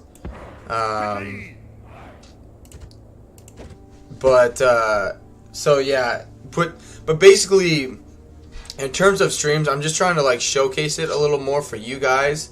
I'm not going into turn 100 by any means, because things like that, crashes do happen right now quite often. It's still in. Okay, if they're gonna do that, we'll just come up here. It's still in really early development. They're still rebalancing things, and then as soon as you rebalance something, it could set other things off in balance and just make things not function the way they're supposed to. So it's a lot of getting everything to work effectively, right? And because of that, streaming it isn't the best idea. It's the easiest way, you know, to answer your guys' questions, obviously, because I can answer it in real time and whatnot. But obviously, you know, when it crashes like this, it's not a good thing, you know. For you guys to watch, to sell the point that, you know, I really, you know, that it's a good mod, because it is. Don't get me wrong. It's just it's early stages of a mod. It's not going to be perfect.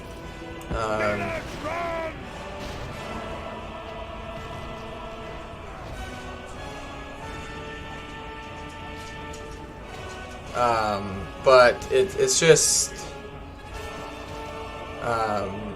because of that, I'm thinking of just doing like small, like just kind of like faction overviews of a faction, explaining it that way, like talking about the campaign side of things, the units themselves, the strengths, the weaknesses. Things you can do like when starting out as a certain faction, and then just kind of like my personal like things to avoid. You know, like for example, don't play Rohan and then spam infantry units. Like you don't want to do that kind of thing, right? You want to utilize their cavalry. You know, play into a faction strengths, that kind of stuff. That way, neither side has to deal with crashes. I'm still playing the game, you know, testing it, getting feedback to the mod team. You guys are still getting exposed to it via the videos, and you're still, you know, it's not like there's just no content on it for you guys. Okay, why are you getting wrecked?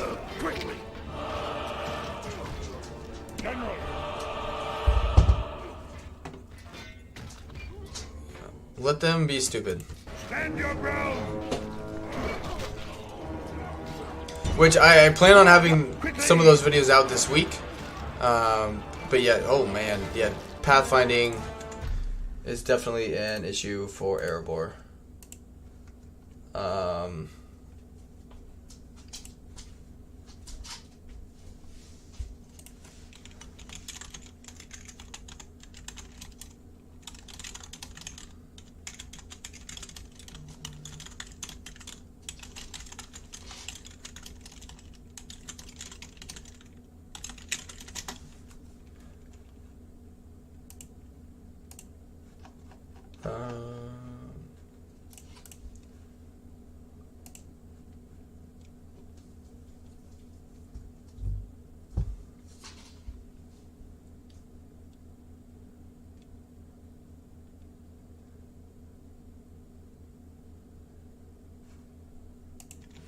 Alright.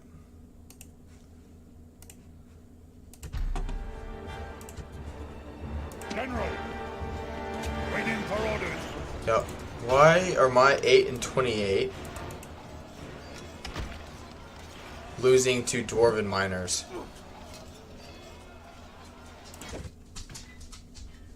Okay, their general's just hanging out back there. But I don't want to go out there and do what I did last time to try and speed up the battle until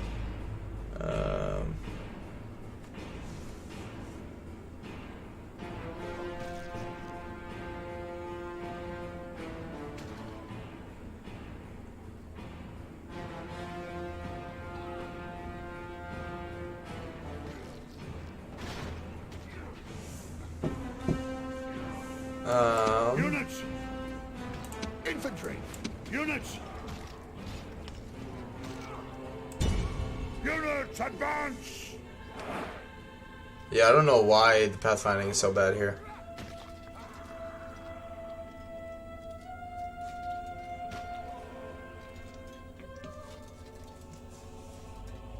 General, regroup!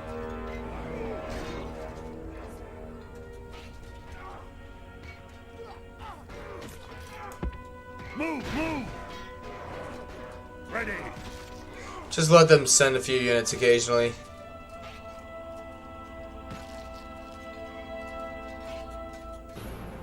They're exhausted. I'm healthy. Balance of power is moving in my favor. But I'll probably call it a stream after this. Just to relax, unwind, and then just kind of get ready for the week. But just wanted to showcase you guys, you know, the dwarves a little bit. Because the problem is, like I could start a campaign even on a weekend, and then halfway through the weekend a patch will come out, and then I won't be able to play that campaign anymore. And there's nothing wrong with stuff like that because it's in development. That's the point. But like it really just does us no good to keep doing these streams. But I can only really guarantee one stream of it, no matter what happens. Just because of the uncertainty right now of a crashing or a patch coming out. And it isn't helpful. Infantry. Which even the things I'll talk about in those like short videos, none of that stuff will really change unless a drastic thing changes for a faction. Like hypothetically, right? Say I do a video this week on dwarves. Which I'll probably only do one video for dwarves because all three of the factions right now are the same thing except their starting location. So there's really not a whole lot of extra detail to go into, kind of thing, for each one. But for example, the only reason I would need to showcase like another video for some time after that is if they say brought in some missile units like crossbowmen or archers that they could hire or recruit that are like, you know, like kind of game changing. Like, hey, you know, for a while it was just strictly melee and a few like javelin units, but now, you know, this missile unit or this crossbowman unit plays a really big difference into your campaigns moving forward. Or say they bring in a new settlement or a new mechanic to the game. That's when I would do a kind of like an update for that faction, kind of thing.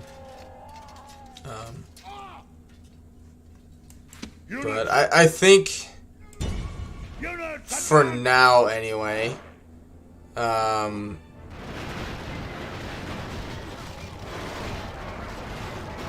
we'll hold off on the live streams until it actually becomes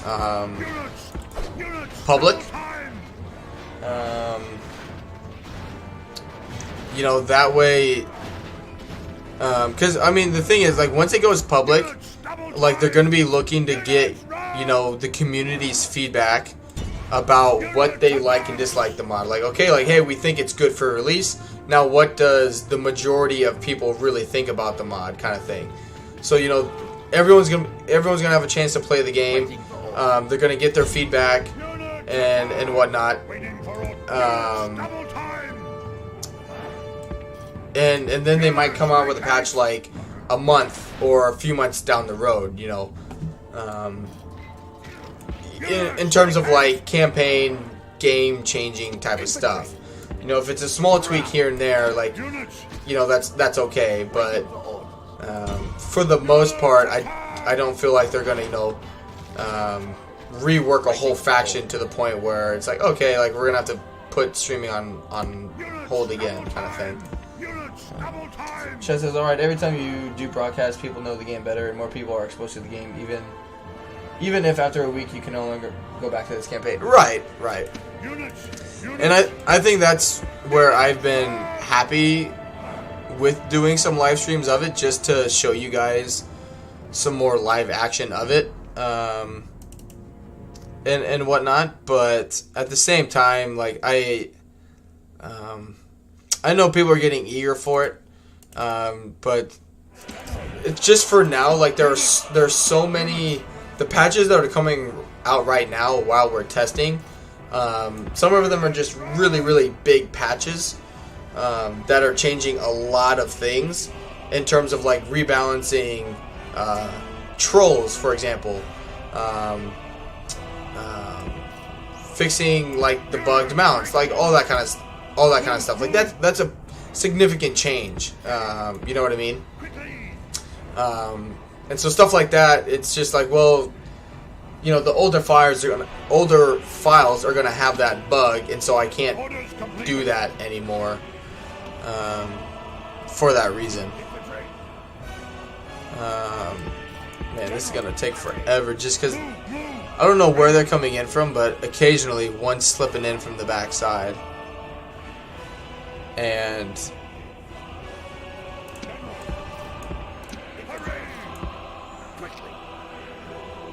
these are just miners, right? Okay.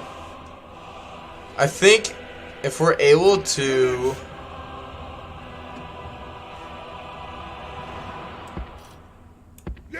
kill the general, we will cause the army losses. Units, make haste! Units, make haste! Alright. Infantry!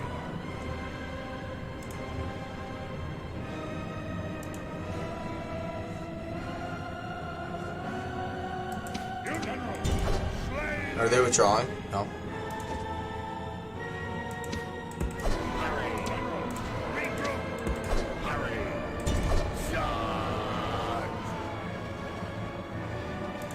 Okay, but seriously, how are these Dwarven miners? General! Alright, good. He's... General! Regroup! Hurry! there he goes. Attack quickly! Attack quickly! I don't know why. The enemy general has fallen. The fortunes of war this day are with the dwarves. I mean, even though he died, that sucks, but the big thing is winning the battle. Infantry! Units!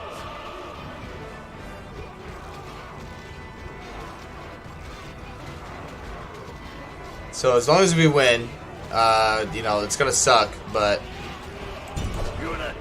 Infantry! Units!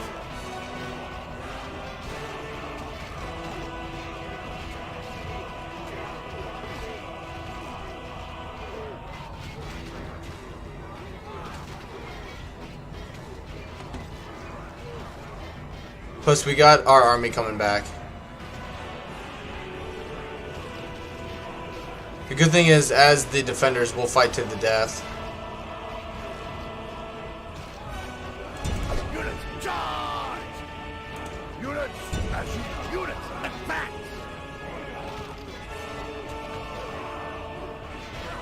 Oh shit. Units, double time!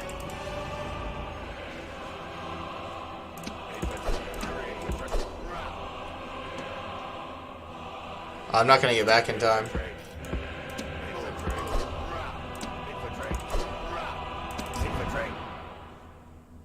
Yeah, that's not gonna fly.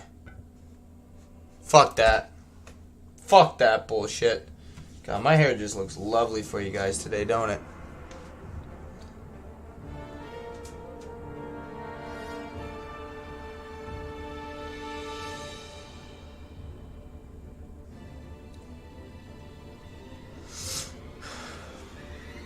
But yeah, so like this campaign right here is something that should never happen again in the future. Because accepting the scripted diplomacy, stuff like this should never happen. So Forward! we can win that battle.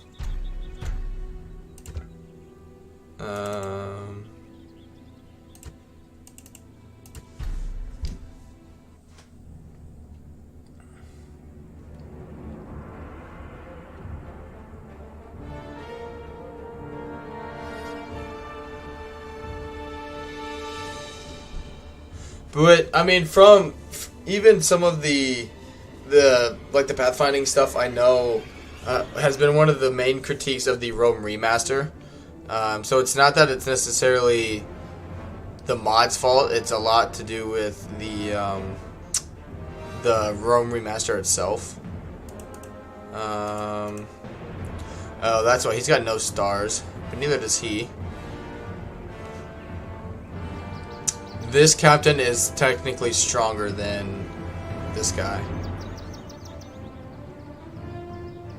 Gotcha. Yeah, I'll fight it my own time sometime. Let's go see if anyone is streaming. Which thank you all for being here and supporting. I know it's not that long of a stream. I usually go much longer.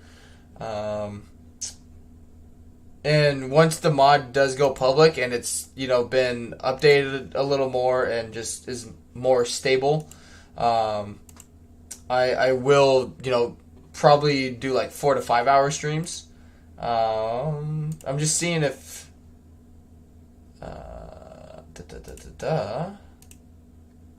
hold up. Alright. It's not Total War related. But one of my very good friends that I've, you know, kind of that I've gained from YouTube and Discord and gaming. His name's DM Wyvern. He has early access to a game called V Rising. It's like a vampire game. Get down, Cash. I love you, but get down. He is playing in about 35 minutes. And he plays with like a big group of kind of people from his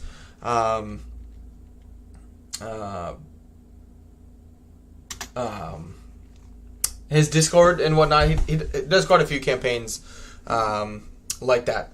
Chat says, as usual, man, enjoy the broadcast. Thank you for your help with spending the time of the night shift. Hey, no problem, chats. Yeah, I don't know what I will do this week in terms of live streams or for next weekend. Probably throughout the week I'll be working on the faction, not guides, but just kind of like general info of them, just to kind of get them out and see what you guys think of them and see if you like them. Hi Cash, welcome. Alright, I'll go away. But yeah, thank you all for who tuned in. It was a shorter stream. And yeah, I'm going to talk to some of the modding team and figure out their plans for kind of some stuff. But thank you guys again for the support, and I hope you had a good, I guess if you're in the US, a Memorial Day weekend or a good start to your Monday, good start to your week. And I will see you guys again soon. Have a good one.